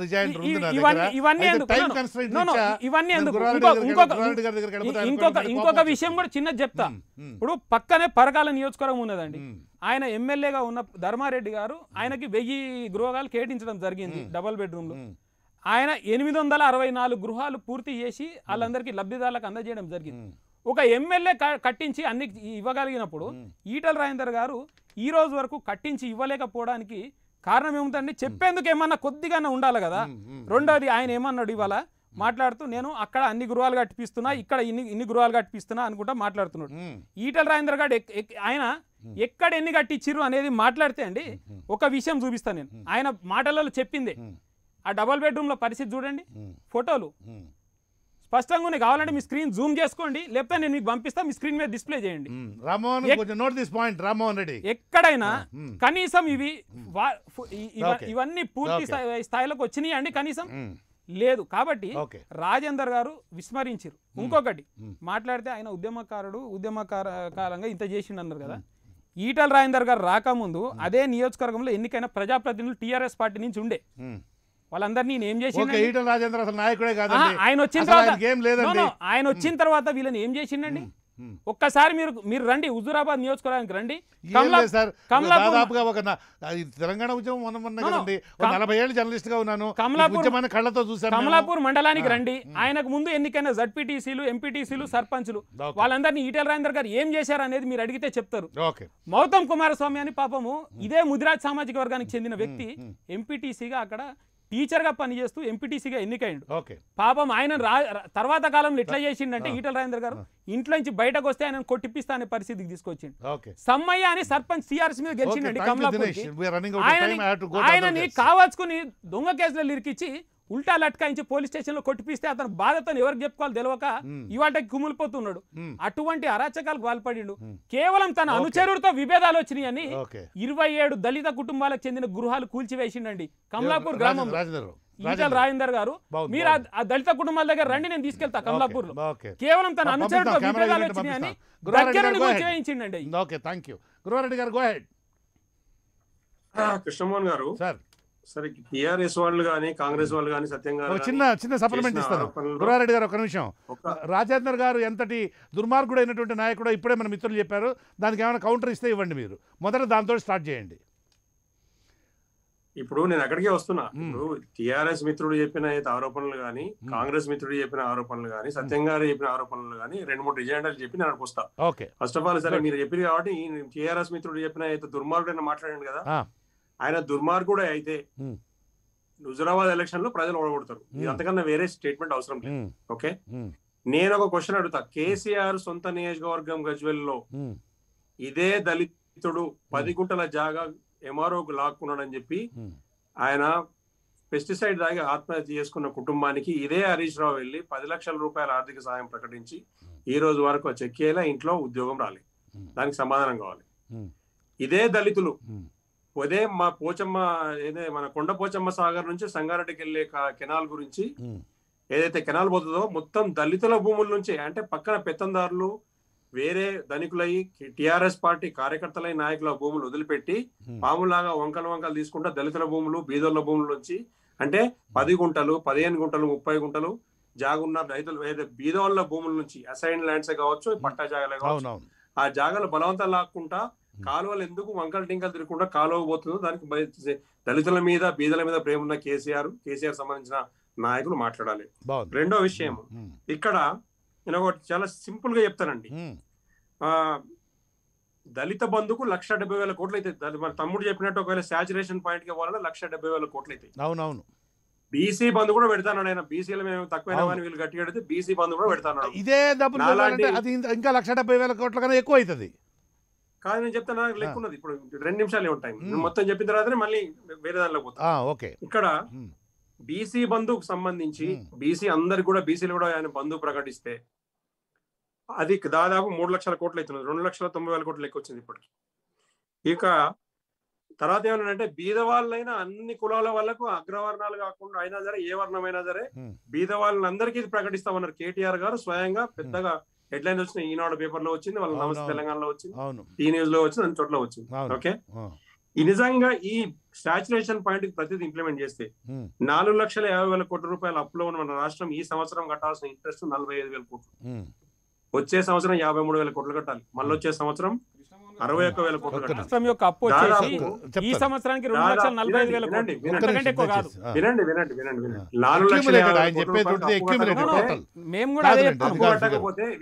4,50,000 కోట్ల రూపాయలు అప్పు కట్టకపోతే మళ్ళీ ఈ సంవత్సరమే బడ్జెట్ సమావేశాల సందర్భంగా ఇచ్చింది. మేము ఎక్కడ ఏదో మాట్లాడడం లేదు. బడ్జెట్ సమావేశాల పబ్లిక్ కార్పొరేషన్స్ ఉంటాయి సార్, కరెక్ట్ ఫిగర్ ఆయన చెప్పింది. కాకపోతే నేనే డిస్ప్యూట్ చేసేవాడిని గురువారెడ్డి గారిని. Overall state governments overall budget budget లో చూపించినటువంటి కార్పొరేషన్ లోన్స్ ఉంటాయి సార్. కాదు సార్, ప్లీజ్ నేను చెప్తున్నాను కదా.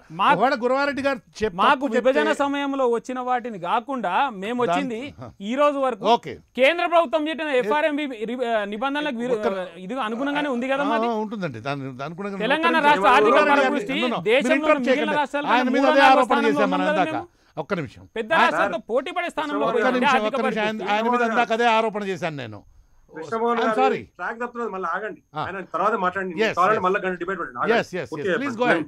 లెక్కలు పూర్తి చెప్పానండి. ఇది ఈ లెక్కలన్నీ వేస్తే 2023లో మన ప్రభుత్వం మళ్ళీ ఎలక్షన్లకు పోయే టైంకి ఈ ప్రభుత్వం చేసిన అప్పులు 6 లక్షల కోట్లు పైన పోతాయి. కరెక్ట్. ఓకే, అసలు అట్లనే ఉంటది. అప్పులు కట్టే పరిస్థితి లేదు. అప్పులు కట్టే పరిస్థితి ఉంటే మనం భూములు అమ్ముకోం. అంతే. అది 3,000 కోట్ల రూపాయల భూములు ఇవ్వాలి, మనం 30,000 కోట్ల రూపాయల భూమి అమ్మే టార్గెట్ గవర్నమెంట్ ఉన్నది. అవును. ఓకే, అవునవును. ఈ విషయం మీరు ప్రభుత్వ రంగ సంస్థలు అమ్ముతాం కానీ రెడ్డి గారు మానిటైజేషన్ పేరుతో మీరు దేశం మొత్తం అమ్మేస్తున్నారు. మీరంటే ఎట్లా అంటే ప్రభుత్వ రంగ సంస్థలు అయితే అమ్ముతాం కానీ దానికి కూడా సమాధానం చెప్తాను. దేశం ఎక్కడ పోయింది ఇవాళ 20.1% ఈ క్వార్టర్ మన growth rate Narendra Modi government అది -24 నుంచి 20కి వస్తే మీరు ఇంకా 4% మైనస్ లో ఉన్నారండి. కౌశిక్ బసు లాంటి అంతర్జాతీయ ఆర్థికవేత్తకు సంబంధించిన ఆయన ఇంటర్ఫియర్ అయితే ఆయన మీద సీరియస్ అయ్యాను. ప్లీజ్ గో అహెడ్ గురవారెడ్డి గారు, go ahead. Last quarter Indian economy growth 21%. No mister no sir, no sir, please Dinesh, no. Dalit Bandhu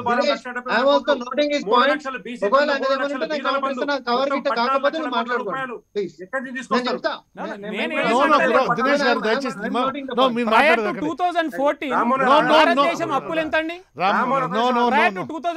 Dinesh గారు దయచేసి మాట్లాడండి. మీకు అవకాశం ఇచ్చినప్పుడు ఇలా ఇంటర్వ్యూ కావడం ఇంటరప్ట్ చేయడం ప్లీజ్ డోంట్ డూ ఇట్. దానికి కారణం ఎవరండి? వాళ్ళు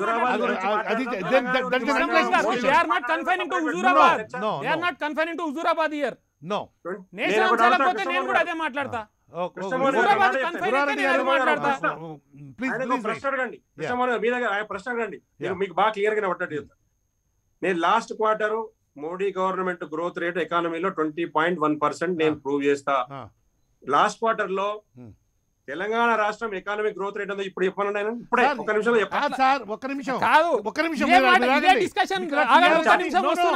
మోడీ గవర్నమెంట్ ని టిఆర్ఎస్ గవర్నమెంట్ ఒక స్టేట్ గవర్నమెంట్ కంపేర్ చేయకండి అలాగా. మీరు చేసిన అప్పులన్నీ 7 సంవత్సరాలలో మీరు కంపేర్ చేయకండి అలాగా. 53 లక్షల కోట్ల నుండి 53 లక్షల కోట్ల నుంచి 1.20 లక్షల కోట్లకు మీరు అప్పు తీసుకుపోయి 7 సంవత్సరాలలో మీరు దానికి ఏం చెప్తారు? 7 సంవత్సరాలలో మీరు అన్ని లక్షల కోట్ల అప్పులు ఏం చేసిర్రు? రైతు బంధు వీళ్ళ రెవెన్యూ చట్టాల్లో ఉన్న లొసుగులు 2 నిమిషాలు మాట్లాడతా. రైతు బంధు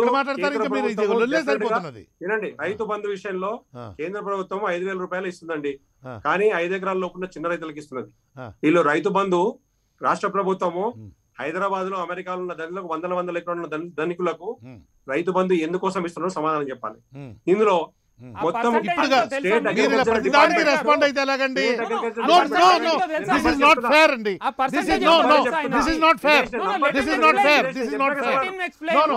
అది 1%. అది 1%. 99% ఉన్న రైతులు ఎంతమంది? Please go ahead. 100 ఎకరాలు ఉన్న వాళ్ళకు రైతు బంధు ఎందుకో సమాధానం మంచిగా రాయి, పుస్తకం రాయరాదు. ఎందుకు అవసరం? ధనికులందరికీ రైతు బంధు ఎందుకు అవసరం రాయాలి. అదే బీదోళ్ళు ఆ ధనికుల ఏదైతే హలో వినపడుతుందా? వాయిస్ రావట్లే. ఓకే, నేను మాట్లాడేటప్పుడు తమ్ముడు డిస్టర్బ్ చేయకుండా మంచి తొందరగా అయిపోతుంది. కంప్లీట్ ఎలా ఇంటరప్ట్ చేస్తారండి? No you have very scant respect for me. You have very scant respect for me. No, you are not permitted. You are not permitted, sir. No. You are not permitted. No. This is grossly unfair. I will answer his point. Dinesh, I will answer his point. Okay. తర్వాత ఇంకో విషయం చెప్తా. ఇక్కడ ఆయుష్మాన్ భారత్ గురు సత్యం గారు చెప్పారు. ఆయుష్మాన్ భారత్ సత్యం గారు మొత్తం దేశమంతా కోవిడ్ టైంలో ఇంప్లిమెంట్ చేసిన ప్రతి రాష్ట్రంలో ఆయుష్మాన్ భారత్ కార్డు హోల్డర్లకు 40,000 నుంచి 50,000 రూపాయల కోవిడ్ ట్రీట్మెంట్ అయిపోయింది. మన దగ్గర ఆయుష్మాన్ భారత్ ఇంప్లిమెంట్ చేయకపోతే ట్రీట్మెంట్ లేని కోవిడ్ పేషెంట్ కు 30 లక్షల రూపాయలు యశోద హాస్పిటల్ వాళ్ళు కట్టించుకొని బాడీ ఇంటికి పంపించిన రోజులు ఉన్నాయి. దానికి ఈ రోజు వరకు కూడా ఆయుష్మాన్ భారత్ ఎందుకు ఇంప్లిమెంట్ చేస్తలేరు? ఆ విషయం కూడా చెప్పాలి. Thank you very much Guravareddy గారు. We are running out of time. No Guravareddy గారు, ఐఎమ్ సారీ, మన కొట్లాటల్లోనే సమయం ఎక్కువైపోయింది. గురవారెడ్డి గారు, thank you very much. Audio assistant. Ramohan Reddy garu, go ahead. You have only 1 minute to say anything, whatever you would like to say. You have only 1 minute. Please go ahead. ఫాస్ట్గా sir, చెప్పండి.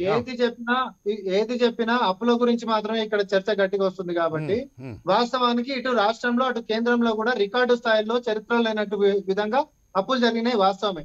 ఇక్కడ 4 లక్షల దగ్గరకు వస్తే అక్కడనేమో 120 లక్షలు అని అంటే 1,20,00,000 కోట్ల రూపాయల అప్పు అనేది నరేంద్ర మోడీ గారి సర్కార్ కూడా చేసింది. ఇక్కడ భూములమ్మి ఎట్లయితే అప్పులకి ఇంట్రెస్ట్లు కట్టాలి, అసలు కట్టాలనేటటువంటి ఆలోచనలు చేస్తా ఉందో అక్కడేమో ప్రభుత్వ రంగ సంస్థలు నమ్మి ఎట్లా కట్టాలనేటటువంటి ఆలోచనలు చేస్తా ఉంది. ఆయుష్మాన్ భారత్ కానీ లేకపోతే వాళ్ళు చెప్తున్నటువంటి ఇంకొకటి కానీ ఏవి కూడా సక్సెస్ఫుల్ కాలేదు. వాళ్ళు కూడా సేమ్ పైలట్ ప్రాజెక్ట్ లెక్క యూపీని తీసుకొని చేసారు ఆయుష్మాన్ భారత్. యూపీని తీసుకొని చేస్తే ఆ యూపీ రోజు అందరికీ కూడా కళ్ళ ముందు కనిపించినట్టుగా ఒక వైఫల్యం అంటే ఏంది అని అంటే ఆయుష్మాన్ భారత్ అనే విధంగా అది కనిపించింది క్లియర్ గా అన్డౌటెడ్లీ. ఇంకొకటి టిఆర్ఎస్ నేతలు చెప్పారు ఇందాక దళిత్ ఎంపవర్మెంట్ ప్రోగ్రామ్ అని చెప్పి మార్చ్ లో హరీష్ రావు గారు ప్రవేశపెట్టినటువంటి బడ్జెట్ లోనే ఆల్రెడీ కేటాయించేసారు. వచ్చే సంవత్సరం 30,000 కోట్లు ఇస్తామన్నారు. ఇవన్నీ మాటల వరకే లక్షల కోట్లు అవుతాయి. దళిత్ ఎంపవర్మెంట్ అనేది తెచ్చిరు కానీ దానికి కేటాయించినటువంటి డబ్బులు 1000 కోట్లు మాత్రమే. అయితే మనం ఒకసారి చరిత్రలు తీసుకుంటే 1000 కోట్లు కేటాయిస్తే ఏ రోజు కూడా ఆటర్న కంటే ఎక్కువ ఖర్చు చేయలేనటువంటి ప్రభుత్వం ఈ రోజు ప్రతి ఒక్కరికి 10 లక్షలు ఇస్తామంటే ఆ స్తోమత మనకుంటే ఈ రోజు ప్రభుత్వం నడిపిస్తున్నటువంటి సబ్ రిజిస్టర్ ఆఫీస్ లో కిరాయిలు కట్టలేదు, కిరాయిలు కట్టలేనటువంటి పరిస్థితి, జీతాలు ఇవ్వలేనటువంటి పరిస్థితి. వీళ్ళు ప్రతి అకౌంట్ లో 10 లక్షలు. ఓకే సత్యం గారు, thank you Rammohan, thank you Satyam గారు. You have only 1 minute to conclude. Please do it sir. Okay ఇవాళ ఎకనామిక్ ఫ్రంట్ లో మోడీ ఆశించినటువంటి జరగలేదండి. ఎందుకంటే 2023 ఎండింగ్ నాటికి $5 trillion ఎకానమీగా తీర్చిదిద్దుతని ఎలక్షన్స్ అప్పుడు హామీ ఇచ్చాడు. అవును, ఇవాళ టిల్ టుడే $2.6 trillion మన ఎకానమీ. కాబట్టి $2.6 trillion ఎకానమీని $5 trillion ఎకానమీగా విత్ ఇన్ 3 years తీర్చిదిద్దడం కాదు. కాబట్టి అది ఫస్ట్ ఫెయిల్యూర్. రెండవది ఎకనామిక్ గ్రోత్ రేటు మన గురవారెడ్డి గారి మిత్రుడు అన్నట్టుగా 20% గ్రోత్ అంటే -20 పడిపోయి ఇప్పుడు 20 అయితే అది +1 గ్రోత్ రేట్ అవుద్ది. కాబట్టి 20% growth rate net growth rate కాదు. -20 నుంచి ఇవాళ కోవిడ్ టైంలో -20 నుంచి 21 పరిగణిస్తే +1 అయింది. 1% గ్రోత్ రేట్ అయింది తప్ప అది 20% కాదు. తర్వాత మూడో అంశం దళిత బంధు అనేటువంటిది కేసీఆర్ మన దినేష్ చెప్పినట్టుగా దళిత బంధు దళిత నియోజకవర్గాలు ఇంప్లిమెంట్ చేస్తే క్రెడిబిలిటీ వచ్చేది, లేదా రాష్ట్ర వ్యాప్తంగా శాంపుల్ సర్వే చేసి ఇంప్లిమెంట్ చేస్తే తెలిసేది. దళిత బంధు హుజూరాబాద్ కోసం కాకపోవచ్చు కానీ పైలట్ ప్రాజెక్ట్ హుజూరాబాద్ ఎన్నిక చేసుకోవడంలో ఉప ఎన్నికే కారణం. Thank you very much Satyam గారు, గురవారెడ్డి గారు, దినేష్ గారు అండ్ రామ్మోహన్ రెడ్డి గారు ఈ చర్చా కార్యక్రమంలో పాల్గొని దీన్ని బాగా ఇంట్రెస్టింగ్గా చేసినందుకు కానీ థ్యాంక్ యూ. అయితే మళ్ళీ చిత్త చివరి విన్నపం, గురవారెడ్డి గారు అటు దినేష్ గారు కొంచెం సంయమనం పాటించండి, లేకపోతే డిబేట్స్ అనేటువంటివి అర్థవిహీనంగా అవుతాయి. దయచేసి కొంచెం నిగ్రహం. మనం చెప్పదలుచుకున్న విషయం మెసేజ్ క్లియర్గా ప్రజలకు వెళ్ళాలి, ప్రజలు అర్థం చేసుకోవాలి. ఇక్కడ అరుచుకుని ఎవరో ఎక్కువ గొంతు పెంచుకున్నంత మాత్రం చేత అదేమి అసత్యం సత్యమైపోదు, అబద్ధం నిజమైపోదు. Thank you very very much. ఇది ఈరోజు స్ట్రైట్ టాక్ చర్చా కార్యక్రమం. చూస్తూనే ఉండండి Prime 9.